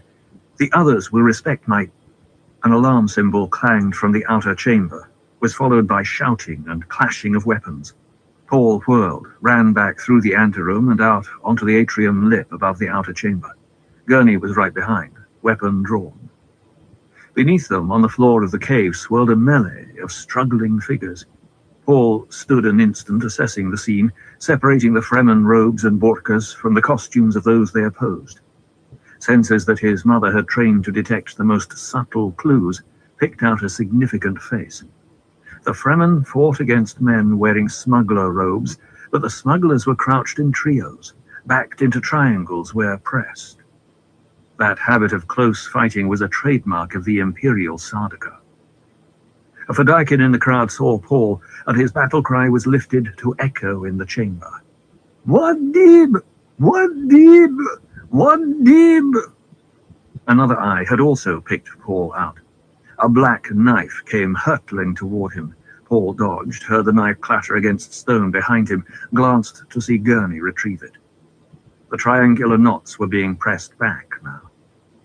Gurney held the knife up in front of Paul's eyes, pointed to the hair-line yellow coil of imperial color, the golden lion crest, multifaceted eyes at the pommel. Sardaukar, for certain. Paul stepped out to the lip of the ledge. Only 3 of the Sardaukar remained. Bloody rag mounds of Sardaukar and Fremen lay in a twisted pattern across the chamber. "Hold!" Paul shouted. "The Duke Paul Atreides commands you to hold!" The fighting wavered, hesitated. "You Sardaukar!" Paul called to the remaining group. "By whose orders do you threaten the ruling Duke?" And quickly, as his men started to press in around the Sardaukar, "Hold, I say!" One of the cornered trio straightened. "Who says we're Sardaukar?" he demanded. Paul took the knife from Gurney, held it aloft. "This says you're Sardaukar." "Then who says you're a ruling Duke?" the man demanded. Paul gestured to the Fedaykin. "These men say I'm a ruling Duke. Your own Emperor bestowed Arrakis on House Atreides. I am House Atreides." The Sardaukar stood silent, fidgeting. Paul studied the man, tall, flat-featured, with a pale scar across half his left cheek. Anger and confusion were betrayed in his manner, but still there was that pride about him without which a Sardaukar appeared undressed, and with which he could appear fully clothed, though naked. Paul glanced to one of his Fedaykin lieutenants, said, "Korba, how came they to have weapons?" "They held back knives concealed in cunning pockets within their stillsuits," the lieutenant said. Paul surveyed the dead and wounded across the chamber, brought his attention back to the lieutenant. There was no need for words. The lieutenant lowered his eyes. "Where is Cheney?" Paul asked, and waited, breath held, for the answer. "Stilgar spirited her aside." He nodded toward the other passage, glanced at the dead and wounded. "I hold myself responsible for this mistake, Muad'Dib." "How many of these Sardaukar were there, Gurney?" Paul asked. 10. Paul leaped lightly to the floor of the chamber, strode across to stand within striking distance of the Sardaukar spokesman. A tense air came over the Fedaykin. They did not like him thus exposed to danger. This was the thing they were pledged to prevent, because the Fremen wished to preserve the wisdom of Muad'Dib. Without turning, Paul spoke to his lieutenant. "How many are our casualties?" 4 wounded, 2 dead, Muad'Dib." Paul saw motion beyond the Sardaukar. Cheney and Stilgar were standing in the other passage. He returned his attention to the Sardaukar, staring into the off-world whites of the spokesman's eyes. "You, what is your name?" Paul demanded. The man stiffened, glanced left and right. Don't try it, Paul said. It's obvious to me that you were ordered to seek out and destroy Muad'Dib. I'll warrant you were the ones suggested seeking spice in the deep desert. A gasp from Gurney behind him brought a thin smile to Paul's lips. Blood suffused the Sardaukar face. What you see before you is more than Muad'Dib, Paul said. 7 of you are dead, for 2 of us. 3 for 1. Pretty good against Sardaukar, eh? The man came up on his toes, sank back as the Fedaykin pressed forward. I asked your name, Paul said, and he called up the subtleties of voice. Tell me your name. Captain Aramsham, Imperial Sardaukar, the man snapped. His jaw dropped. He stared at Paul in confusion. The manner about him that had dismissed this cavern as a barbarian warren melted away. Well, Captain Aramsham, Paul said, the Harkonnens would pay dearly to learn what you now know. And the Emperor, what he wouldn't give to learn an Atreides still lives despite his treachery. The captain glanced left and right at the 2 men remaining to him. Paul could almost see the thoughts turning over in the man's head. Sardaukar did not submit, but the Emperor had to learn of this threat. Still using the voice, Paul said, Submit, Captain. The man at the captain's left leaped without warning toward Paul, met the flashing impact of his own captain's knife in his chest. The attacker hit the floor in a sodden heap with a knife still in him. The captain faced his sole remaining companion. I decide what best serves His Majesty, he said. Understood? The other Sardaukar's shoulders slumped. Drop your weapon, the captain said. The Sardaukar obeyed. The captain returned his attention to Paul. I have killed a friend for you, he said. Let us always remember that. You're my prisoners, Paul said. You submitted to me. Whether you live or die is of no importance. He motioned to the guard to take the 2 Sardaukar, signaled the lieutenant who had searched the prisoners. The guard moved in, hustled the Sardaukar away. Paul bent toward his lieutenant. Muad'Dib, the man said. I failed you in... The failure was mine, Korba, Paul said. I should have warned you what to seek. In the future, when searching Sardaukar, remember this. Remember, too, that each has a false toenail or 2 that can be combined with other items secreted about their bodies to make an effective transmitter. They'll have more than 1 false tooth. They carry coils of Shiga wire in their hair, so fine you can barely detect it, yet strong enough to garrote a man and cut off his head in the process. With Sardaukar, you must scan them, scope them, both reflex and hard ray, cut off every scrap of body hair, and when you're through, be certain you haven't discovered everything. He looked up at Gurney, who had moved close to listen. Then we best kill them, the lieutenant said. Paul shook his head, still looking at Gurney. No, I want them to escape. Gurney stared at him. Sire, he breathed. Yes? Your man here is right. Kill those prisoners at once. Destroy all evidence of them. You've shamed Imperial Sardaukar. When the Emperor learns that, he'll not rest until he has you over a slow fire. The Emperor's not likely to have that power over me, Paul said. He spoke slowly, coldly. Something had happened inside him while he faced the Sardaukar. A sum of decisions had accumulated in his awareness. Gurney, he said, are there many guildsmen around Raban? Gurney straightened, eyes narrowed. Your question makes no... Are there? Paul barked.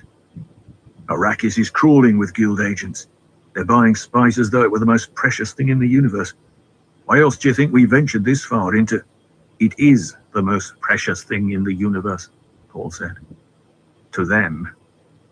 He looked towards Stilgar and Cheney, who were now crossing the chamber toward him. And we control it, Gurney. The Harkonnens control it, Gurney protested. The people who can destroy a thing, they control it, Paul said. He waved a hand to silence further remarks from Gurney, nodded to Stilgar, who stopped in front of Paul, Cheney beside him. Paul took the Sardaukar knife in his left hand, presented it to Stilgar. You live for the good of the tribe, Paul said.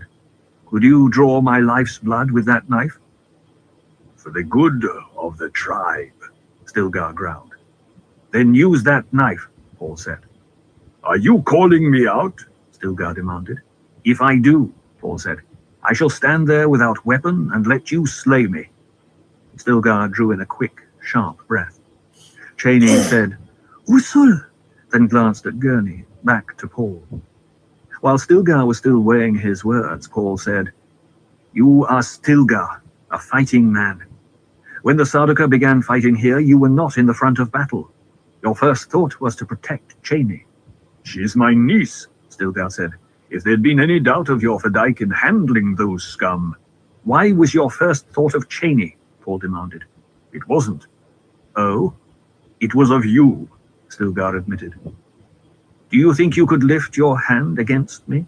Paul asked. Stilgar began to tremble. It's the way, he muttered. It's the way to kill off-world strangers found in the desert and take their water as a gift from Shai Hulud, Paul said. Yet you permitted 2 such to live one night, my mother and myself. As Stilgar remained silent, trembling, staring at him, Paul said, Ways change, Stil. You have changed them yourself. Stilgar looked down at the yellow emblem on the knife he held. When I am Duke in Arakeen, with Cheney by my side, do you think I'll have time to concern myself with every detail of governing Tabur Sietch? Paul asked. Do you concern yourself with the internal problems of every family? Stilgar continued staring at the knife. Do you think I wish to cut off my right arm? Paul demanded. Slowly, Stilgar looked up at him. You, Paul said, do you think I wish to deprive myself or the tribe of your wisdom and strength? In a low voice, Stilgar said, The young man of my tribe, whose name is known to me. This young man I could kill on the challenge floor, Shai Hulud willing. Lisan al-Gaib, him I could not harm. You knew this when you handed me this knife. I knew it, Paul agreed. Stilgar opened his hand. The knife clattered against the stone of the floor. Ways change, he said. Cheney, Paul said, go to my mother. Send her here that her counsel will be available in... But you said we would go to the south, she protested. I was wrong, he said. The Harkonnens are not there. The war is not there. She took a deep breath. Accepting this as a desert woman accepted all necessities in the midst of a life involved with death. You will give my mother a message for her ears alone, Paul said. Tell her that Stilgar acknowledges me, Duke of Arrakis, but a way must be found to make the young men accept this without combat. Cheney glanced at Stilgar. Do as he says, Stilgar growled. We both know he could overcome me, and I could not raise my hand against him for the good of the tribe. I shall return with your mother, Cheney said. Send her, Paul said. Stilgar's instinct was right. I am stronger when you are safe. You will remain in the Sietch. She started to protest, swallowed it. Sihaya, Paul said, using his intimate name for her. He whirled away to the right, met Gurney's glaring eyes. The interchange between Paul and the older Fremen had passed as though in a cloud around Gurney since Paul's reference to his mother. Your mother, Gurney said. Idaho saved us the night of the raid, Paul said, distracted by the parting with Cheney. Right now, What of Duncan Idaho, my lord? Gurney asked. He's dead, buying us a bit of time to escape. The she-witch alive? Gurney thought. The one I swore vengeance against alive? And it's obvious Duke Paul doesn't know what manner of creature gave him birth. The evil one. Betrayed his own father to the Harkonnens. Paul pressed past him, jumped up to the ledge. He glanced back, noted that the wounded and dead had been removed, and he thought bitterly that here was another chapter in the legend of Paul Muad'Dib. I didn't even draw my knife, but it'll be said of this day that I slew 20 Sardaukar by my own hand. Gurney followed with Stilgar, stepping on ground that he did not even feel. The cavern with its yellow light of glow globes was forced out of his thoughts by rage. The she-witch alive, while those she betrayed are bones in lonesome graves. I must contrive it that Paul learns the truth about her before I slay her.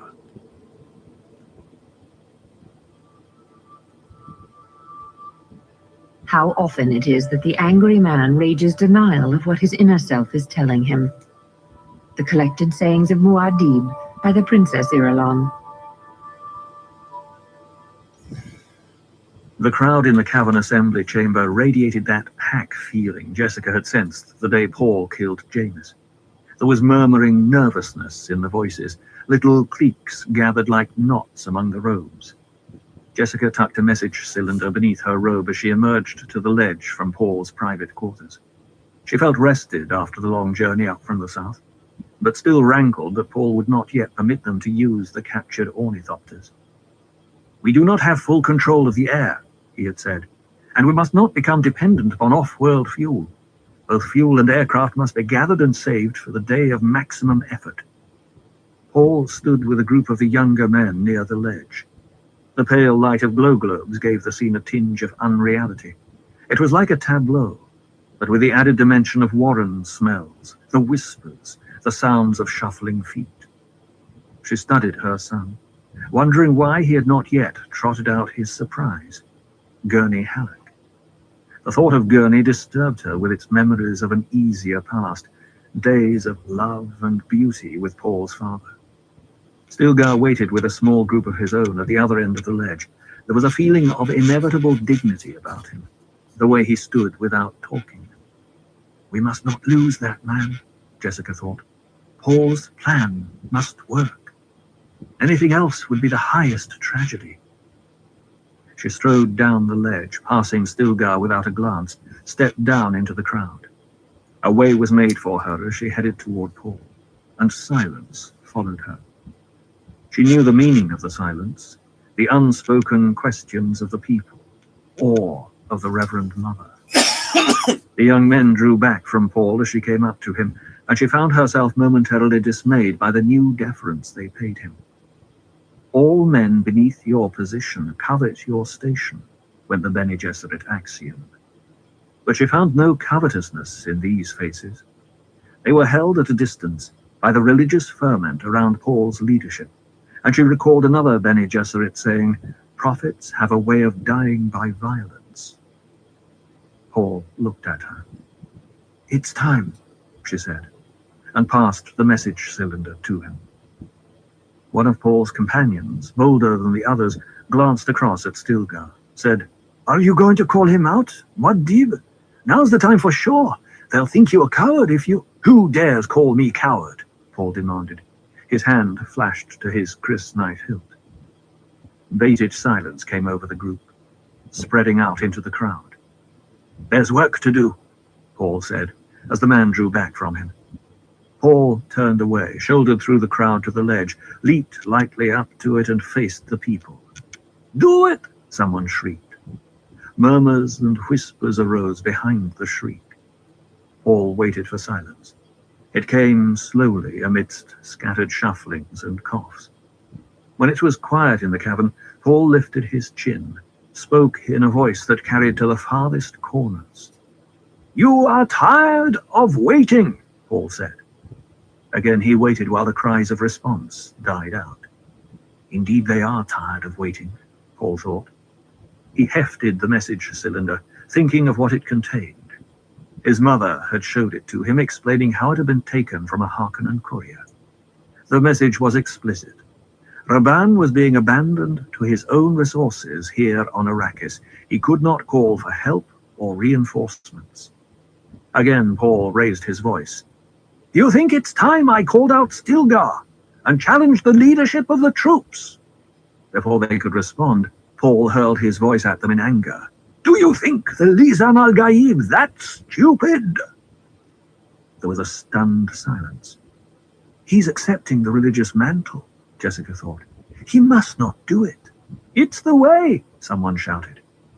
Paul spoke dryly, probing the emotional undercurrents. "Ways change." An angry voice lifted from a corner of the cavern. "We'll say what's to change." There were scattered shouts of agreement through the throng. "As you wish," Paul said. and Jessica heard the subtle intonations as he used the powers of voice she had taught him.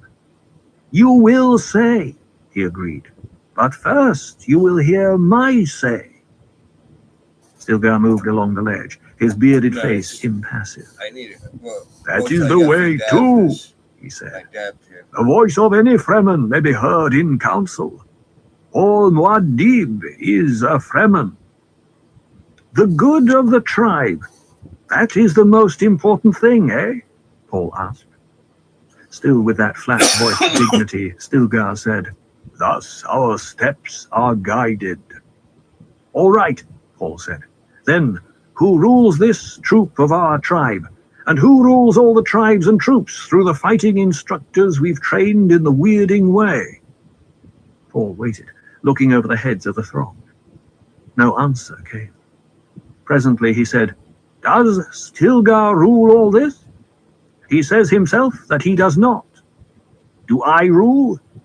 Even Stilgar does my bidding on occasion, and the sages, the wisest of the wise, listen to me and honor me in council." There was shuffling silence among the crowd. "So," Paul said, "does my mother rule?" He pointed down to Jessica in her black robes of office among them. "Stilgar and all the other troop leaders ask her advice in almost every major decision. You know this. But does a Reverend Mother walk the sand, or lead a razzia against the Harkonnens?" Frowns creased the foreheads of those Paul could see, but still there were angry murmurs. This is a dangerous way to do it, Jessica thought. But she remembered the message cylinder and what it implied. And she saw Paul's intent. Go right to the depth of their uncertainty, dispose of that, and all the rest must follow. "No man recognizes leadership without the challenge and the combat, eh?" Paul asked. "That's the way," someone shouted. "What's our goal?" Paul asked. "To unseat Raban, the Harkonnen beast, and remake our world into a place where we may raise our families in happiness amidst an abundance of water? Is this our goal?" "Hard tasks need hard ways," someone shouted. "Do you smash your knife before a battle?" Paul demanded. "I say this as fact, not meaning it as boast or challenge. There isn't a man here, Stilgar included, who could stand against me in single combat. This is Stilgar's own admission. He knows it, so do you all."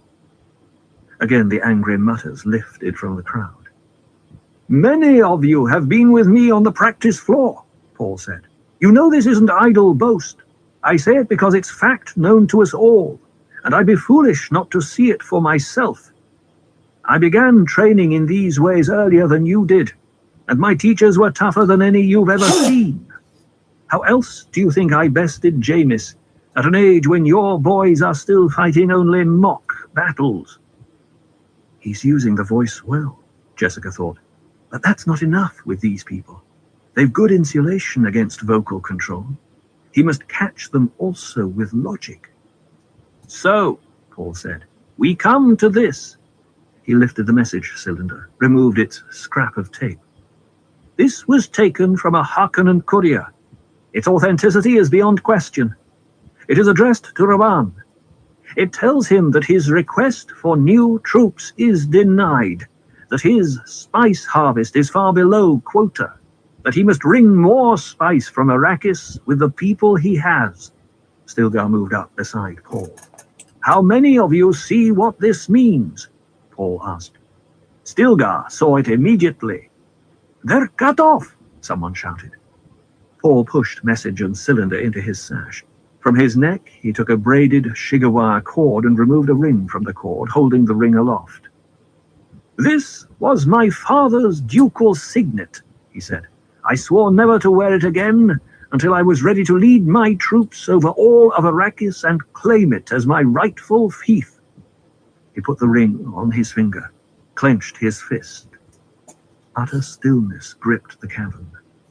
"Who rules here?" Paul asked. He raised his fist. "I rule here. I rule on every square inch of Arrakis. This is my ducal fief, whether the Emperor says yea or nay. He gave it to my father, and it comes to me through my father. Paul lifted himself onto his toes, settled back to his heels. He studied the crowd, feeling their temper. Almost, he thought. There are men here who will hold positions of importance on Arrakis when I claim those imperial rights which are mine, Paul said. Stilgar is one of those men, not because I wish to bribe him, not out of gratitude, though I'm one of many here who owe him life for life, no, but because he's wise and strong, because he governs this troop by his own intelligence and not just by rules. Do you think me stupid? Do you think I'll cut off my right arm and leave it bloody on the floor of this cavern just to provide you with a circus? Paul swept a hard gaze across the throng. Who is there here to say I'm not the rightful ruler of Arrakis? Must I prove it by leaving every Fremen tribe in the Erg without a leader? Beside Paul, Stilgar stirred, looked at him questioningly. Will I subtract from our strength when we need it most? Paul asked. I am your ruler, and I say to you that it is time we stopped killing off our best men and started killing our real enemies, the Harkonnens. In one blurred motion, Stilgar had his crisp knife out and pointed over the heads of the throng. Long live Duke Paul Muad'Dib! He shouted. A deafening roar filled the cavern, echoed and re-echoed. They were cheering and chanting. Yahya Chuhada! Muad'Dib! Muad'Dib! Muad'Dib! Yahya Chuhada! Jessica translated it to herself. Long live the fighters of Muad'Dib. The scene she and Paul and Stilgar had cooked up between them had worked as they'd planned. The tumult died slowly. When silence was restored, Paul faced Stilgar, said, Kneel, Stilgar. Stilgar dropped to his knees on the ledge. Hand me your crysknife, Paul said. Stilgar obeyed. This was not as we planned it, Jessica thought. Repeat after me, Stilgar, Paul said, and he called up the words of investiture as he had heard his own father use them. I, Stilgar, take this knife from the hands of my duke. I, Stilgar, take this knife from the hands of my duke, Stilgar said, and accepted the milky blade from Paul. Where my duke commands, there shall I place this blade, Paul said. Stilgar repeated the words, speaking slowly and solemnly. Remembering the source of the rite, Jessica blinked back tears, shook her head. I know the reasons for this, she thought. I shouldn't let it stir me. I dedicate this blade to the cause of my duke and the death of his enemies for as long as our blood shall flow, Paul said. Stilgar repeated it after him. Kiss the blade, Paul ordered. Stilgar obeyed, then, in the Fremen manner, kissed Paul's knife arm. At a nod from Paul, he sheathed the blade, got to his feet. A sighing whisper of awe passed through the crowd, and Jessica heard the words. The prophecy. A Bene Gesserit shall show the way, and a reverend mother shall see it. And from farther away, she shows us through her son. Stilgar leads this tribe, Paul said. Let no man mistake that. He commands with my voice. What he tells you, it is as though I told you. Wise, Jessica thought. The tribal commander must lose no face among those who should obey him. Paul lowered his voice, said, Stilgar, I want sandwalkers out this night, and Cielagos sent to summon a council gathering. When you've sent them, bring Khat, Korba, and Otheim, and 2 other lieutenants of your own choosing. Bring them to my quarters for battle planning. We must have a victory to show the council of leaders when they arrive. Paul nodded for his mother to accompany him, led the way down off the ledge and through the throng toward the central passage and the living chambers that had been prepared there. As Paul pressed through the crowd, hands reached out to touch him. Voices called out to him. My knife goes where Stilgar commands it, Paul Muad'Dib. Let us fight soon, Paul Muad'Dib. Let us wet our world with the blood of Harkonnens. Feeling the emotions of the throng, Jessica sensed the fighting edge of these people. They could not be more ready. We are taking them at the crest, she thought. In the inner chamber, Paul motioned his mother to be seated, said, "Wait here," and he ducked through the hangings to the side passage. It was quiet in the chamber after Paul had gone, so quiet behind the hangings that not even the faint soughing of the wind pumps that circulated air in the sietch penetrated to where she sat. He is going to bring Gurney Halleck here, she thought, and she wondered at the strange mingling of emotions that filled her.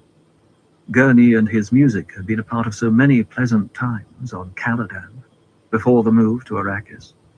She felt that Caladan had happened to some other person. In the nearly 3 years since then, she had become another person. Having to confront Gurney forced a reassessment of the changes. Paul's coffee service, the fluted alloy of silver and jasmine that he had inherited from Jamis, rested on a low table to her right. She stared at it, thinking of how many hands had touched that metal. Janie had served Paul from it within the month. What can his desert woman do for a duke except serve him coffee? She asked herself. She brings him no power, no family. Paul has only one major chance, to ally himself with a powerful great house, perhaps even with the imperial family.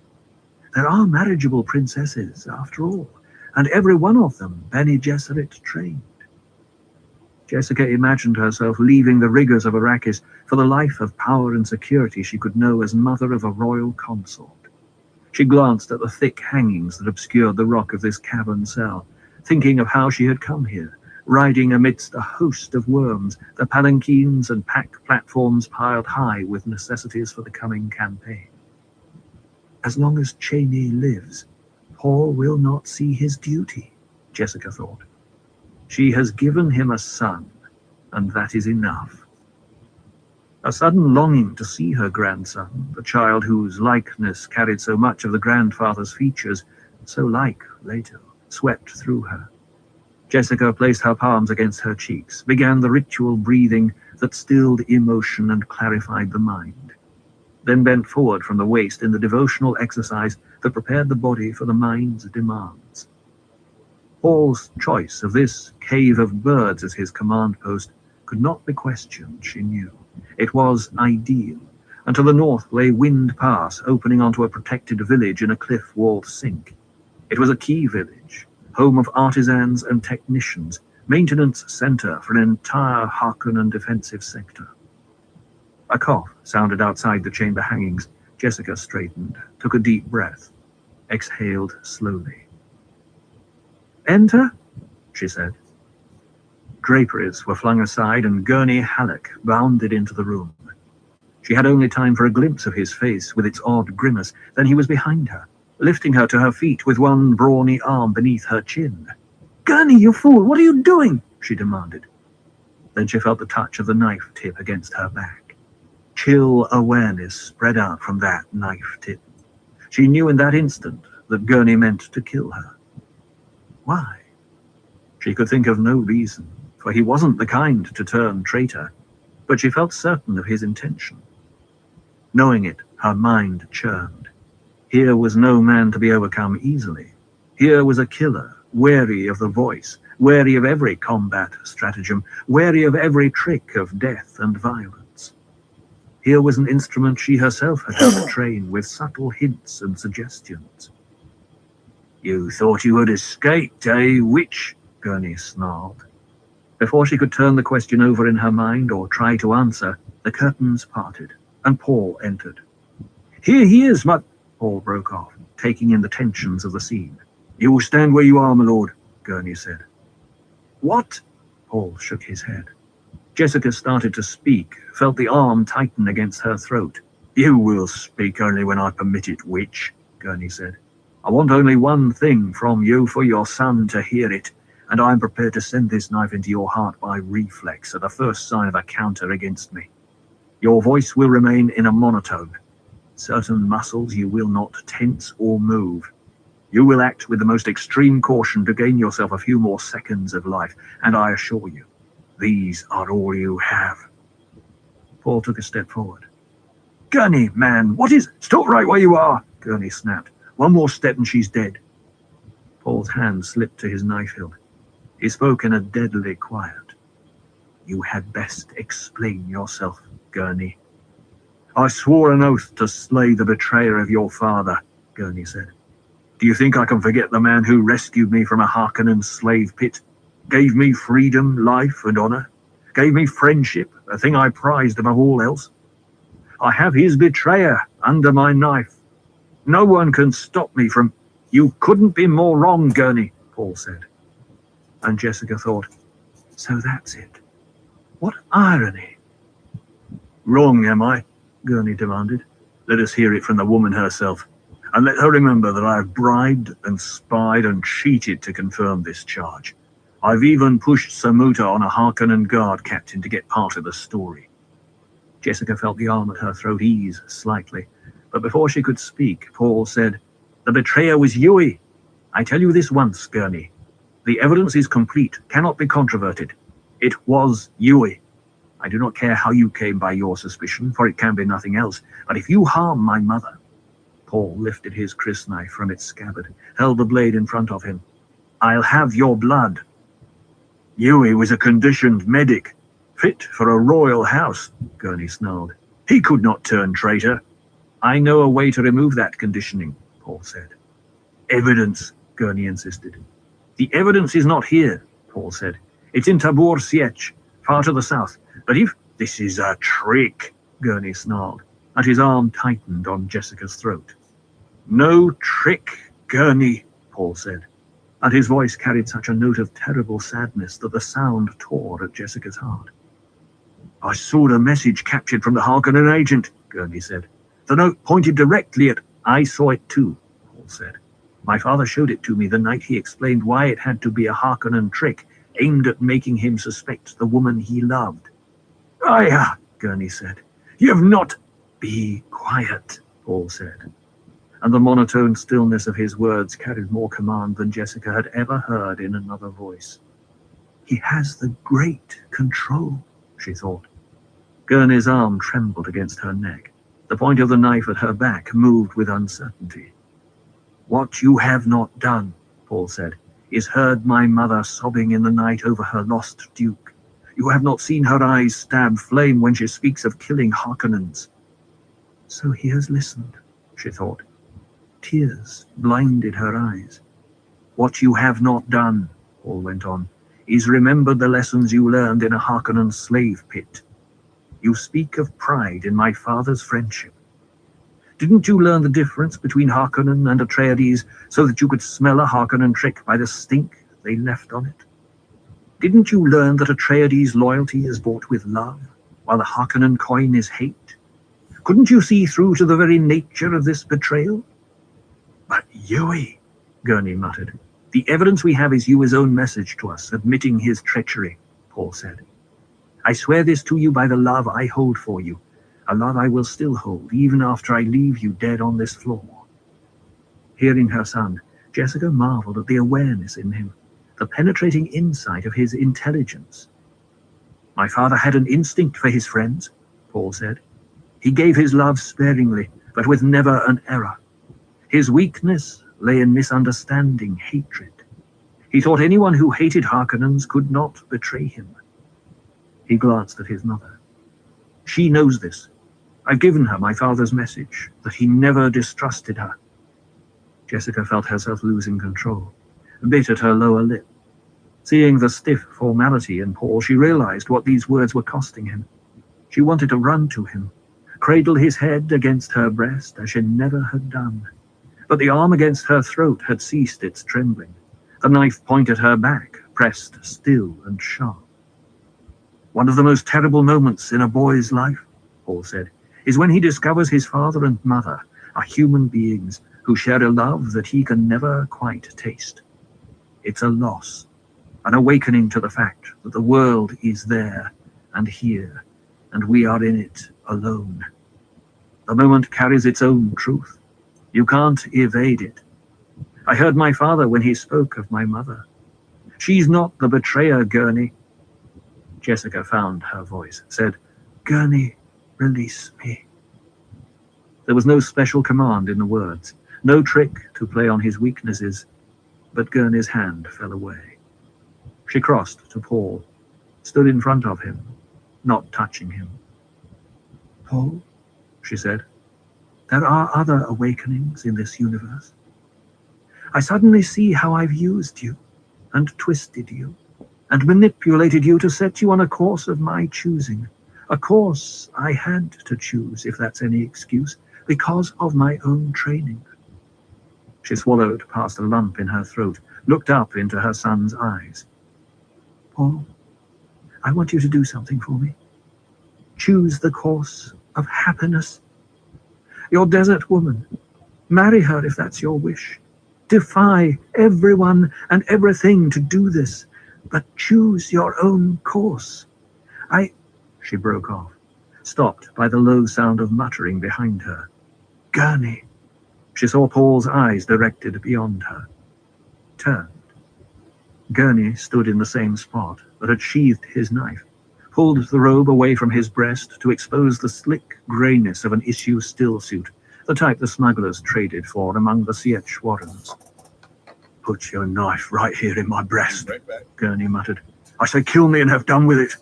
I've besmirched my name. I've betrayed my own duke. The finest beast still, Paul said. Gurney stared at him. Close that robe and stop acting like a fool, Paul said. I've had enough foolishness for one day. Kill me, I say, Gurney raged. You know me better than that, Paul said. How many kinds of an idiot do you think I am? Must I go through this with every man I need?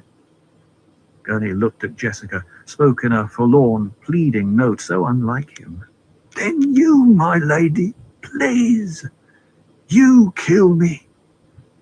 Jessica crossed to him, put her hands on his shoulders.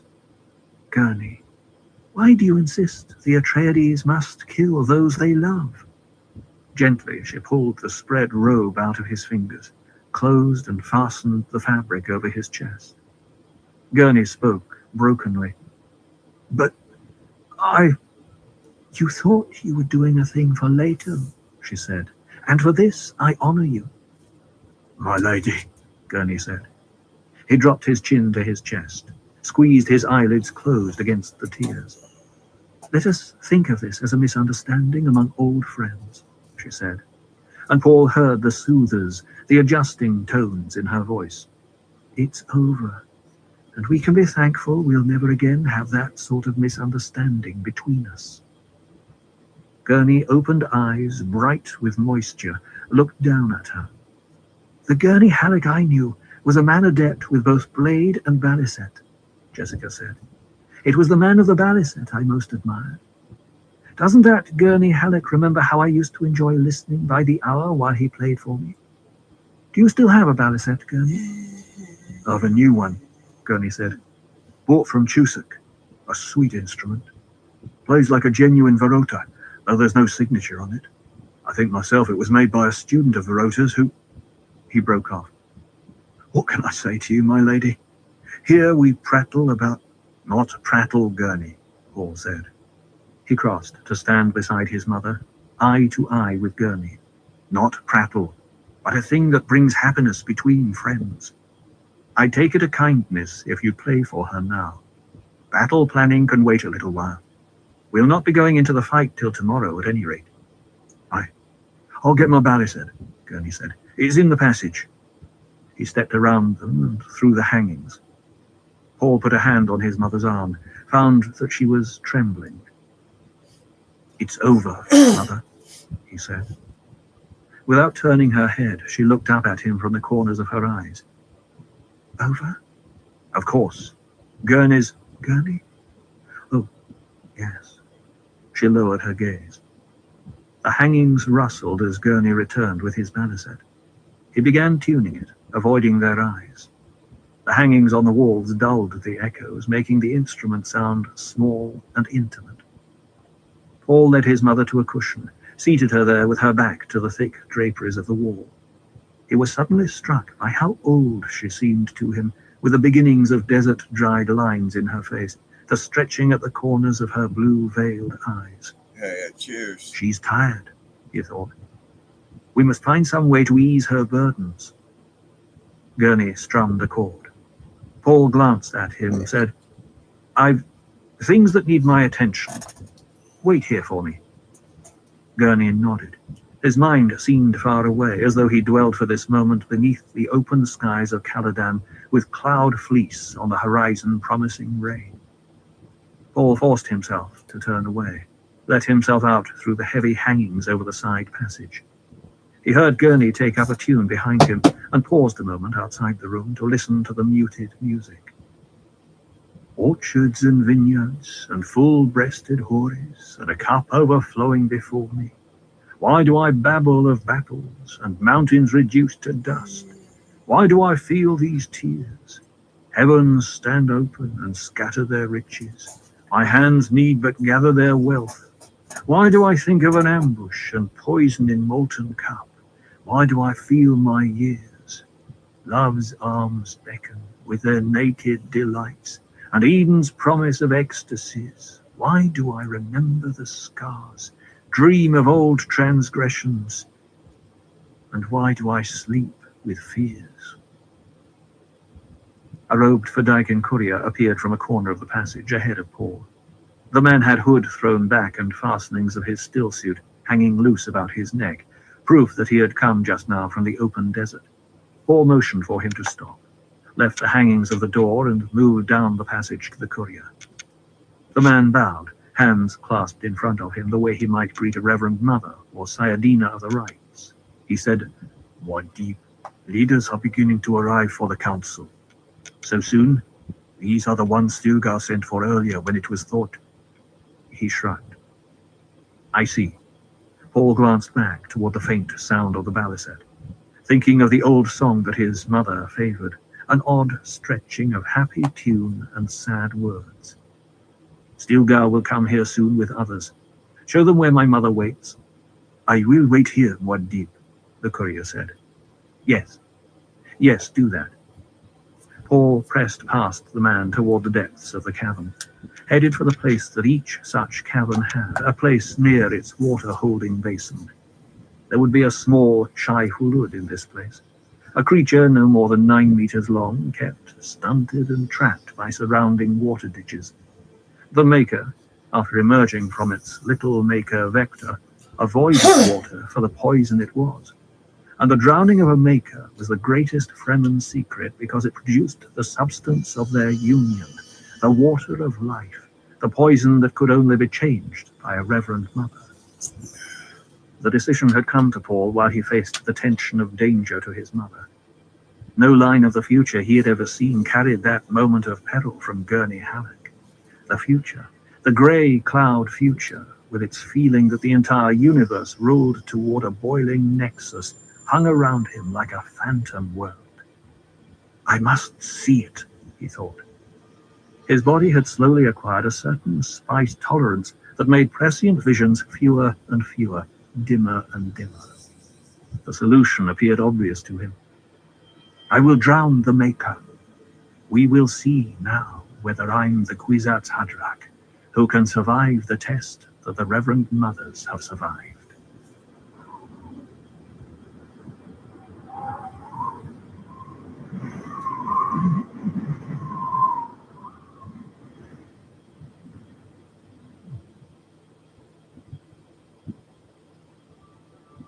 And it came to pass in the 3rd year of the Desert War that Paul Muad'Dib lay alone in the Cave of Birds, beneath the Kiswa hangings of an inner cell. And he lay as one dead, caught up in the revelation of the water of life, his being translated beyond the boundaries of time by the poison that gives life. Thus was the prophecy made true that the Lisan al-Gaib might be both dead and alive. Collected Legends of Arrakis by the Princess Irulan. Cheney came up out of the Habanya basin in the pre-dawn darkness, hearing the thopter that had brought her from the south go whirring off to a hiding place in the vastness.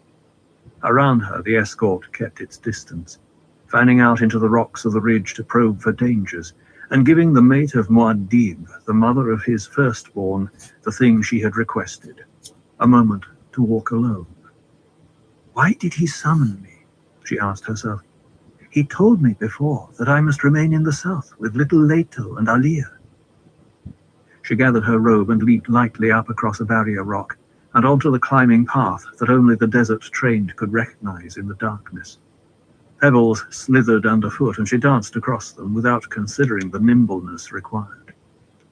The climb was exhilarating, easing the fears that had fermented in her because of her escort's silent withdrawal and the fact that a precious thopter had been sent for her.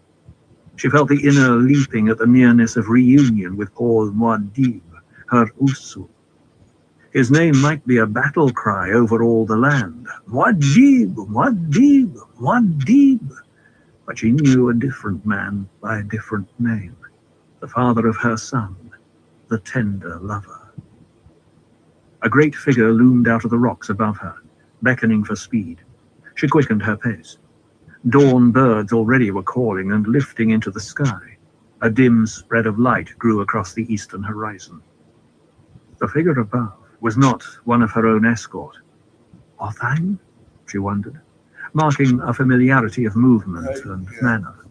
She came up to him, recognized in the growing light the broad, flat features of the Fedaykin lieutenant, his hood open and mouth filter loosely fastened, the way one did sometimes when venturing out on the desert for only a moment. "Hurry," he hissed, and led her down the secret crevasse into the hidden cave. "It will be light soon," he whispered, as he held a door seal open for her. "The Harkonnens have been making desperation patrols over some of this region. We dare not chance discovery now." They emerged into the narrow side passage entrance to the Cave of Birds. Glow globes came alight. Othheim pressed past her, said, "Follow me, quickly now." They sped down the passage, through another valve door, another passage, and through hangings into what had been the Sayadina's alcove in the days when this was an overday rest cave. Rugs and cushions now covered the floor. Woven hangings with the red figure of a hawk hid the rock walls. A low field desk at one side was strewn with papers from which lifted the aroma of their spice origin. The Reverend Mother sat alone directly opposite the entrance. She looked up with the inward stare that made the uninitiated tremble. Othheim pressed palms together, said, "I have brought Cheney." He bowed, retreated through the hangings. And Jessica thought, how do I tell Cheney? "How is my grandson?" Jessica asked. So it's to be the ritual greeting, Cheney thought, and her fears returned. Where is Muad'Dib? Why isn't he here to greet me? "He is healthy and happy, my mother," Cheney said. "I left him with Aliyah in the care of Hera." My mother, Jessica thought. Yes, she has the right to call me that in the formal greeting. She has given me a grandson. "I hear a gift of cloth has been sent from Koh-i-Noor Sietch," Jessica said. "It is lovely cloth," Cheney said. "Does Aliyah send a message?" "No message, but the Sietch moves more smoothly now that the people are beginning to accept the miracle of her status." Why does she drag this out so? Cheney wondered. Something was so urgent that they sent a thopter for me. Now, we drag through the formalities. "We must have some of the new cloth cut into garments for a little later," Jessica said. "Whatever you wish, my mother," Cheney said. She lowered her gaze. "Is there news of battles?" She held her face expressionless, that Jessica might not see the betrayal, that this was a question about poor Muad'Dib. "New victories," Jessica said. "Rabban has sent cautious overtures about a truce. His messengers have been returned without their water. Rabban has even lightened the burdens of the people in some of the Sink villages, but he is too late. The people know he does it out of fear of us." "Thus it goes, as Muad'Dib said," Cheney said. She stared at Jessica, trying to keep her fears to herself. I have spoken his name, but she has not responded. One cannot see emotion in that glazed stone she calls a face, but she is too frozen. Why is she so still? What has happened to my Usul? "I wish we were in the south," Jessica said. "The oases were so beautiful when we left. Do you not long for the day when the whole land may blossom thus?" "The land is beautiful, true," Cheney said, "but there is much grief in it." "Grief is the price of victory," Jessica said. Is she preparing me for grief? Cheney asked herself. She said, "There are so many women without men. There was jealousy when it was learned that I'd been summoned north. I summoned you, Jessica said. Cheney felt her heart hammering. She wanted to clap her hands to her ears, fearful of what they might hear. Still, she kept her voice even.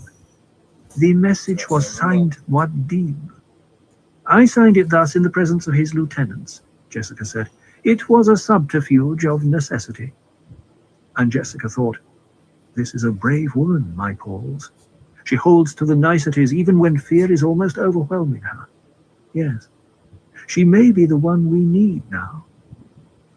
Only the slightest tone of resignation crept into Cheney's voice as she said, now you may say the thing that must be said. You were needed here to help me revive Paul, Jessica said, and she thought, there, I said it in the precisely correct way, revive. Thus she knows Paul is alive and knows there is peril, all in the same word. Cheney took only a moment to calm herself. Then, what is it I may do? She wanted to leap at Jessica, shake her and scream, take me to him, but she waited silently for the answer. I suspect, Jessica said, that the Harkonnens have managed to send an agent among us to poison Paul. It's the only explanation that seems to fit. A most unusual poison. I've examined his blood in the most subtle ways without detecting it. Cheney thrust herself forward onto her knees. Poison? Is he in pain? Could I? He is unconscious, Jessica said. The processes of his life are so low that they can be detected only with the most refined techniques. I shudder to think what could have happened had I not been the one to discover him. He appears dead to the untrained eye. You have reasons other than courtesy for summoning me, Cheney said. I know you, Reverend Mother. What is it you think I may do that you cannot do? She is brave, lovely, and so perceptive, Jessica thought. She'd have made a fine Bene Gesserit. Cheney, Jessica said, you may find this difficult to believe, but I do not know precisely why I sent for you. It was an instinct, a basic intuition. The thought came unbidden. Send for Cheney. For the first time, Cheney saw the sadness in Jessica's expression, the unveiled pain modifying the inward stare. I've done all I know to do, Jessica said. That all. It is so far beyond what is usually supposed as all that you would find difficulty imagining it. Yet, I failed. The old companion, Halleck, Cheney asked. Is it possible he's a traitor?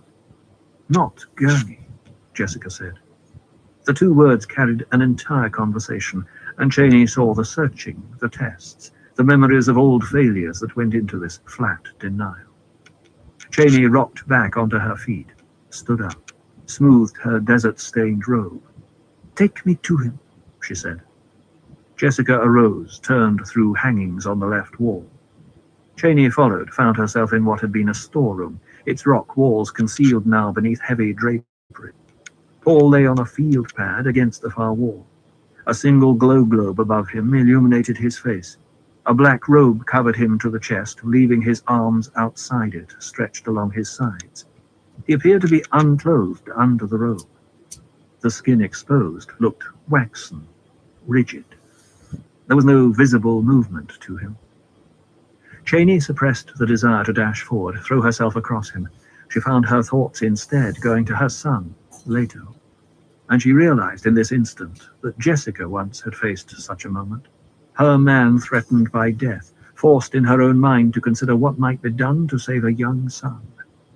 The realization formed a sudden bond with the older woman, so that Cheney reached out and clasped Jessica's hand. The answering grip was painful in its intensity.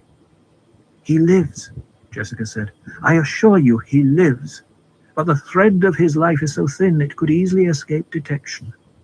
There are some among the leaders already muttering that the mother speaks and not the Reverend Mother, that my son is truly dead, and I do not want to give up his water to the tribe.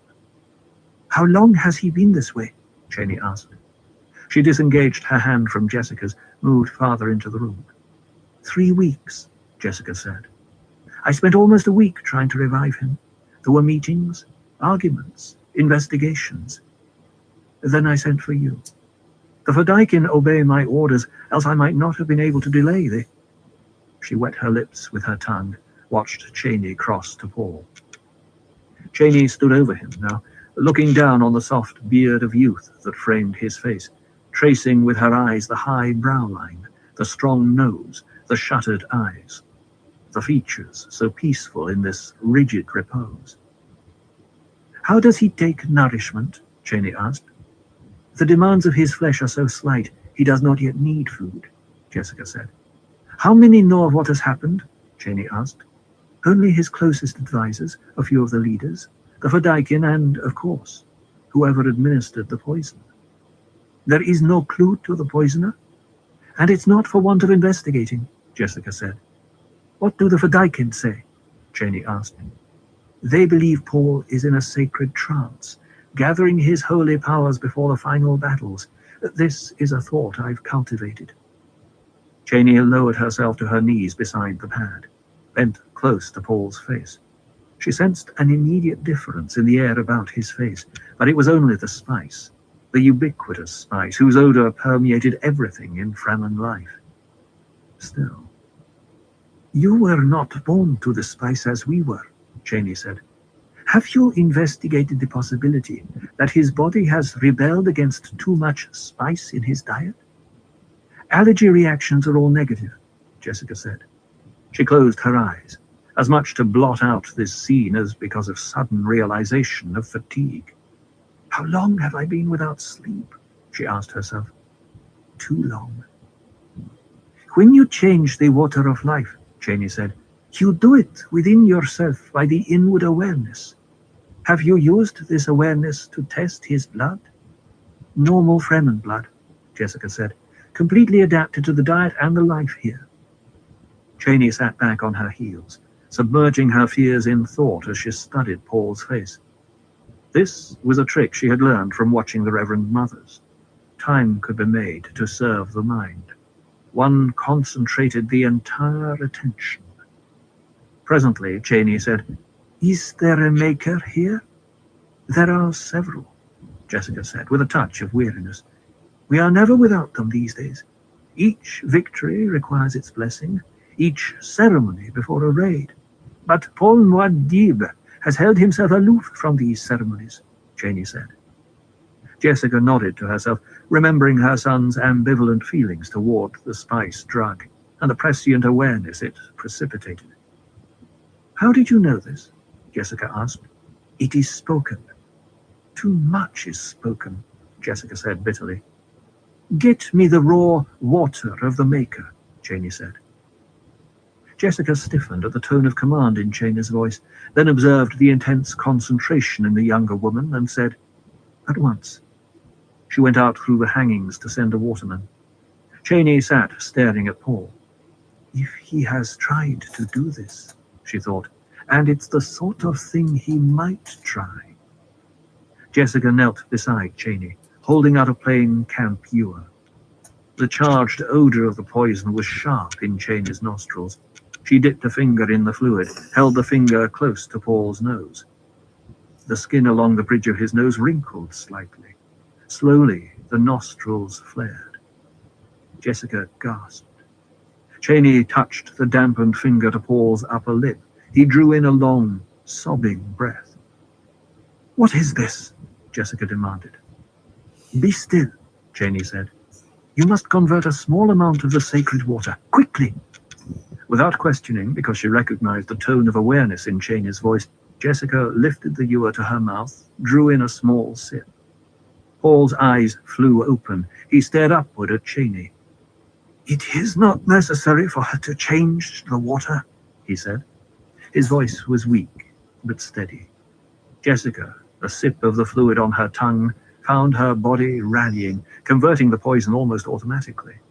In the light elevation the ceremony always imparted, she sensed the life glow from Paul, a radiation there registering on her senses. In that instant, she knew. You drank the sacred water, she blurted. 1 drop of it, Paul said. So small. 1 drop. How could you do such a foolish thing? She demanded. He is your son, Cheney said. Jessica glared at her. A rare smile, warm and full of understanding, touched Paul's lips. "Hear, my beloved," he said. "Listen to her, mother. She knows. A thing that others can do, he must do," Cheney said. "When I had the drop in my mouth, when I felt it and smelled it, when I knew what it was doing to me, then I knew I could do the thing that you have done," he said. "Your Bene Gesserit proctors speak of the Kwisatz Haderach, but they cannot begin to guess the many places I have been.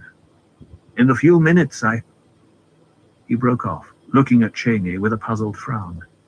"Cheney, how did you get here? You're supposed to be... Why are you here?" He tried to push himself onto his elbows. Cheney pressed him back, gently. "Please, my Usul," she said. "I feel so weak," he said. His gaze darted around the room. "How long have I been here?" "You've been 3 weeks in a coma so deep that the spark of life seemed to have fled," Jessica said. "But it was... I took it just a moment ago, and a moment for you. 3 weeks of fear for me," Jessica said. "It was only one drop, but I converted it," Paul said. "I changed the water of life." And before Cheney or Jessica could stop him, he dipped his hand into the ewer they had placed on the floor beside him, and he brought the dripping hand to his mouth, swallowed the palm-cupped liquid. "Paul!" Jessica screamed. He grabbed her hand, faced her with a death's head grin, and he sent his awareness surging over her.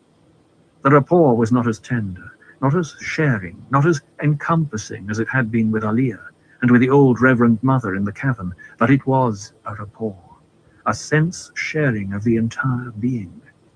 It shook her, weakened her, and she cowered in her mind, fearful of him. Aloud he said, "You speak of a place where you cannot enter? This place which the Reverend Mother cannot face. Show it to me." She shook her head, terrified by the very thought. "Show it to me," he commanded. "No!" But she could not escape him. Bludgeoned by the terrible force of him, she closed her eyes and focused inward, the direction that is dark. Paul's consciousness flowed through and around her and into the darkness. She glimpsed the place dimly before her mind blanked itself away from the terror. Without knowing why, her whole being trembled at what she had seen, a region where a wind blew and sparks glared, where rings of light expanded and contracted, where rows of tumescent white shapes flowed over and under and around the lights, driven by darkness and a wind out of nowhere. Presently she opened her eyes, saw Paul staring up at her. He still held her hand, but the terrible rapport was gone. She quieted her trembling. Paul released her hand. It was as though some crutch had been removed. She staggered up and back, would have fallen had not Cheney jumped to support her. "Reverend Mother," Cheney said, "what is wrong?" "Tired," Jessica whispered. "So tired." "Here," Cheney said. "Sit here." She helped Jessica to a cushion against the wall. The strong young arms felt so good to Jessica. She clung to Cheney. "He has, in truth, seen the water of life?" Cheney asked. She disengaged herself from Jessica's grip. "He has seen," Jessica whispered. Her mind still rolled and surged from the contact. It was like stepping to solid land after weeks on a heaving sea. She sensed the old Reverend Mother within her, and all the others awakened and questioning. What was that? What happened?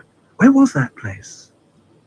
Through it all threaded the realization that her son was the Kwisatz Haderach, the one who could be many places at once. He was the fact out of the Bene Gesserit dream, and the fact gave her no peace. "What happened?" Cheney demanded. Jessica shook her head. Paul said, "There is in each of us an ancient force that takes and an ancient force that gives.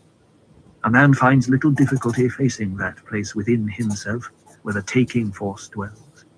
But it's almost impossible for him to see into the giving force without changing into something other than man. For a woman, the situation is reversed." Jessica looked up, found Cheney was staring at her while listening to Paul. "Do you understand me, Mother?" Paul asked. She could only nod. "These things are so ancient within us," Paul said, "that they're ground into each separate cell of our bodies. We are shaped by such forces. You can say to yourself, yes, I see how such a thing may be. But when you look inward and confront the raw force of your own life unshielded, you see your peril. You see that this could overwhelm you. The greatest peril to the giver is the force that takes. The greatest peril to the taker is the force that gives. It's as easy to be overwhelmed by giving as by taking." "And you, my son?" Jessica asked. "Are you one who gives or one who takes?" "I'm at the fulcrum," he said. "I cannot give without taking, and I cannot take without—" He broke off, looking to the wall at his right. Cheney felt a draft against her cheek, turned to see the hangings close. "It was Otheim," Paul said. "He was listening." Accepting the words, Cheney was touched by some of the prescience that haunted Paul, and she knew a thing yet to be as though it already had occurred. Otheim would speak of what he had seen and heard. Others would spread the story until it was a fire over the land. "Paul Nuad-Dib is not as other men," they would say. "There can be no more doubt. He is a man, yet he sees through to the water of life in the way of a reverend mother. He is indeed the Lisan al-Gaib." "You have seen the future, Paul," Jessica said.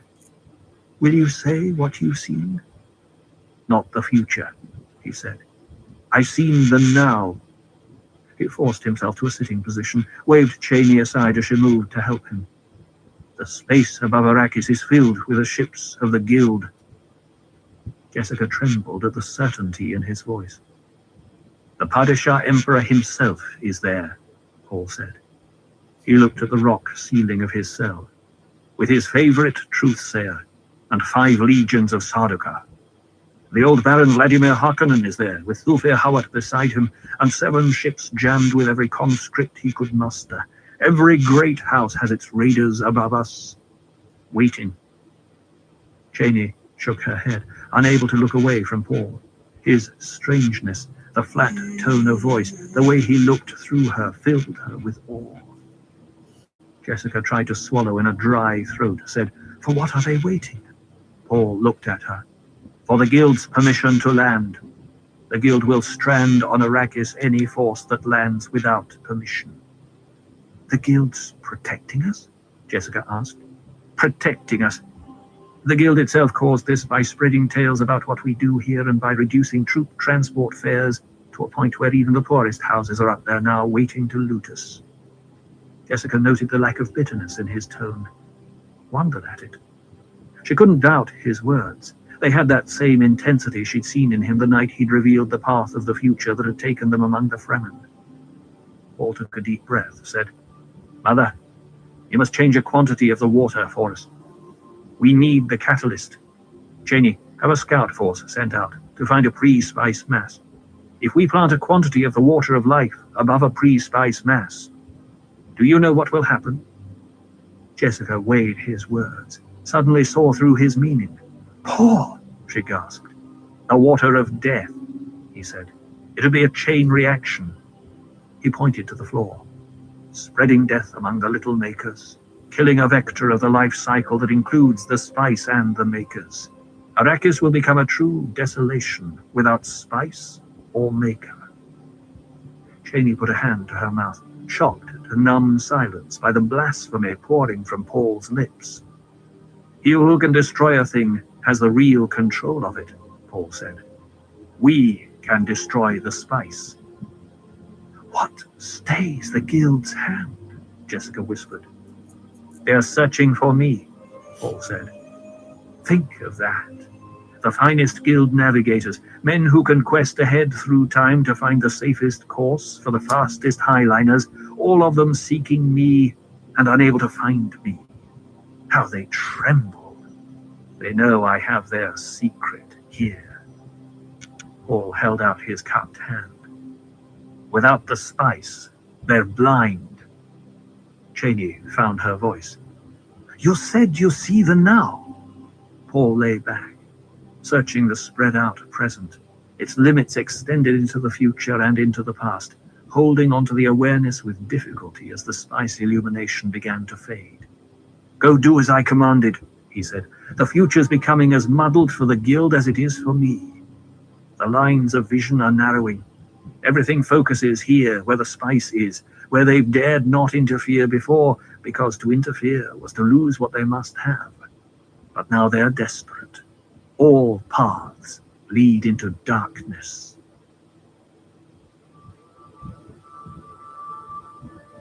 And that day dawned when Arrakis lay at the hub of the universe with the wheel poised to spin. From Arrakis Awakening by the Princess Irulan. Will you look at that thing? Stilgar whispered. Paul lay beside him in a slit of rock high on the shield wall rim, eye fixed to the collector of a Fremen telescope. The oil lens was focused on a starship lighter exposed by dawn in the basin below them. The tall eastern face of the ship glistened in the flat light of the sun, but the shadow side still showed yellow portholes from glow globes of the night. Beyond the ship, the city of Arrakeen lay cold and gleaming in the light of the northern sun. It wasn't the lighter that excited Stilgar's awe, Paul knew, but the construction for which the lighter was only the center post. A single metal hutment, many stories tall, reached out in a 1,000-meter circle from the base of the lighter. A tent composed of interlocking metal leaves, the temporary lodging place for 5 legions of Sardaukar and His Imperial Majesty, the Padishah Emperor Shaddam IV. From his position squatting at Paul's left, Gurney Halleck said, "I'll count 9 levels to it. Must be quite a few Sardaukar in there." 5 legions, Paul said. "It grows light," Stilgar hissed. "We like it not. You're exposing yourself, Muad'Dib. Let us go back into the rocks now." "I'm perfectly safe here," Paul said. "That ship mounts projectile weapons," Gurney said. "They believe us protected by shields," Paul said. "They wouldn't waste a shot on an unidentified trio, even if they saw us." Paul swung the telescope to scan the far wall of the basin, seeing the pock-marked cliffs, the slides that marked the tombs of so many of his father's troopers. And he had a momentary sense of the fitness of things, that the shades of those men should look down on this moment. The Harkonnen forts and towns across the shielded lands lay in Fremen hands, or cut away from their source like stalks severed from a plant and left to wither. Only this basin and its city remained to the enemy. "They might try a sortie by Thopter," Stilgar said, "if they see us." "Let them," Paul said. "We've Thopters to burn today, and we know a storm is coming." He swung the telescope to the far side of the Arrakeen landing field now, to the Harkonnen frigates, lined up there with a Chome Company banner waving gently from its staff on the ground beneath them. And he thought of the desperation that had forced the Guild to permit these 2 groups to land, while all the others were held in reserve. The Guild was like a man testing the sand with his toe to gauge its temperature before erecting a tent. "Is there anything new to see from here?" Gurney asked. "We should be getting under cover. The storm is coming." Paul returned his attention on the giant hutment. "They've even brought their women," he said, "and lackeys, and servants. Ah, my dear Emperor, how confident you are." "Men are coming up this secret way," Stilgar said. "It may be Otheim and Korba returning." "All right still," Paul said. "We'll go back." But he took one final look around through the telescope, studying the plain with its tall ships, the gleaming metal hutment, the silent city, the frigates of the Harkonnen mercenaries. Then he slid backward around a scarp of rock. His place at the telescope was taken by a Fedaykin guardsman. Paul emerged into a shallow depression in the shield wall's surface. It was a place about 30 meters in diameter and some 3 meters deep, a natural feature of the rock that the Fremen had hidden beneath a translucent camouflage cover. Communications equipment was clustered around a hole in the wall to the right. Fedaykin guards deployed through the depression waited for Muad'Dib's command to attack. 2 men emerged from the hole by the communications equipment, spoke to the guards there. Paul glanced at Stilgar and nodded in the direction of the 2 men. Get their report, Still. Stilgar moved to obey. Paul crouched with his back to the rock, stretching his muscles. Straightened. He saw Stilgar sending the 2 men back into that dark hole in the rock, thought about the long climb down that narrow man-made tunnel to the floor of the basin. Stilgar crossed to Paul. What was so important that they couldn't send a Cielago with the message? Paul asked. They're saving their birds for the battle, Stilgar said. He glanced at the communications equipment, back to Paul. Even with a tight beam, it is wrong to use those things, Muad'Dib. They can find you by taking a bearing on its emission. They'll soon be too busy to find me, Paul said. What did the men report? Our pet Sarduka have been released near Old Gap, low on the rim, and are on their way to their master. The rocket launchers and other projectile weapons are in place. The people are deployed as you ordered. It was all routine. Paul glanced across the shallow bowl, studying his men in the filtered light admitted by the camouflage cover. He felt time creeping like an insect working its way across an exposed rock. It'll take our Sardaukar a little time afoot before they can signal a troop carrier, Paul said. They are being watched? They are being watched, Stilgar said. Beside Paul, Gurney Halleck cleared his throat. Hadn't we best be getting to a place of safety? There is no such place, Paul said. Is the weather report still favorable? A great-grandmother of a storm, Culling, Stilgar said. Can you not feel it, Muad'Dib? The air does feel chancy, Paul agreed, but I like the certainty of polling the weather. The storm will be here in the hour, Stilgar said. He nodded toward the gap that looked out on the Emperor's hutment and on the Harkonnen frigates. They know it there, too. Not a thopter in the sky. Everything pulled in and tied down. They've had a report on the weather from their friends in space. Any more probing sorties? Paul asked. Nothing since the landing last night, Stilgar said. They know we're here. I think now they wait to choose their own time. We choose the time, Paul said. Gurney glanced upward, growled, if they let us. That fleet'll stay in space, Paul said. Gurney shook his head. They have no choice, Paul said. We can destroy the spice.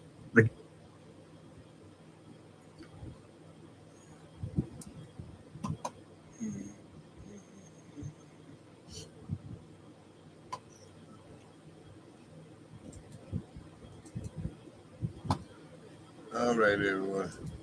We got a call into this life tonight. I want to thank everyone for stopping by, and everyone keep stopping by. I appreciate all y'all's support. Until next time, everyone, y'all stay safe out there.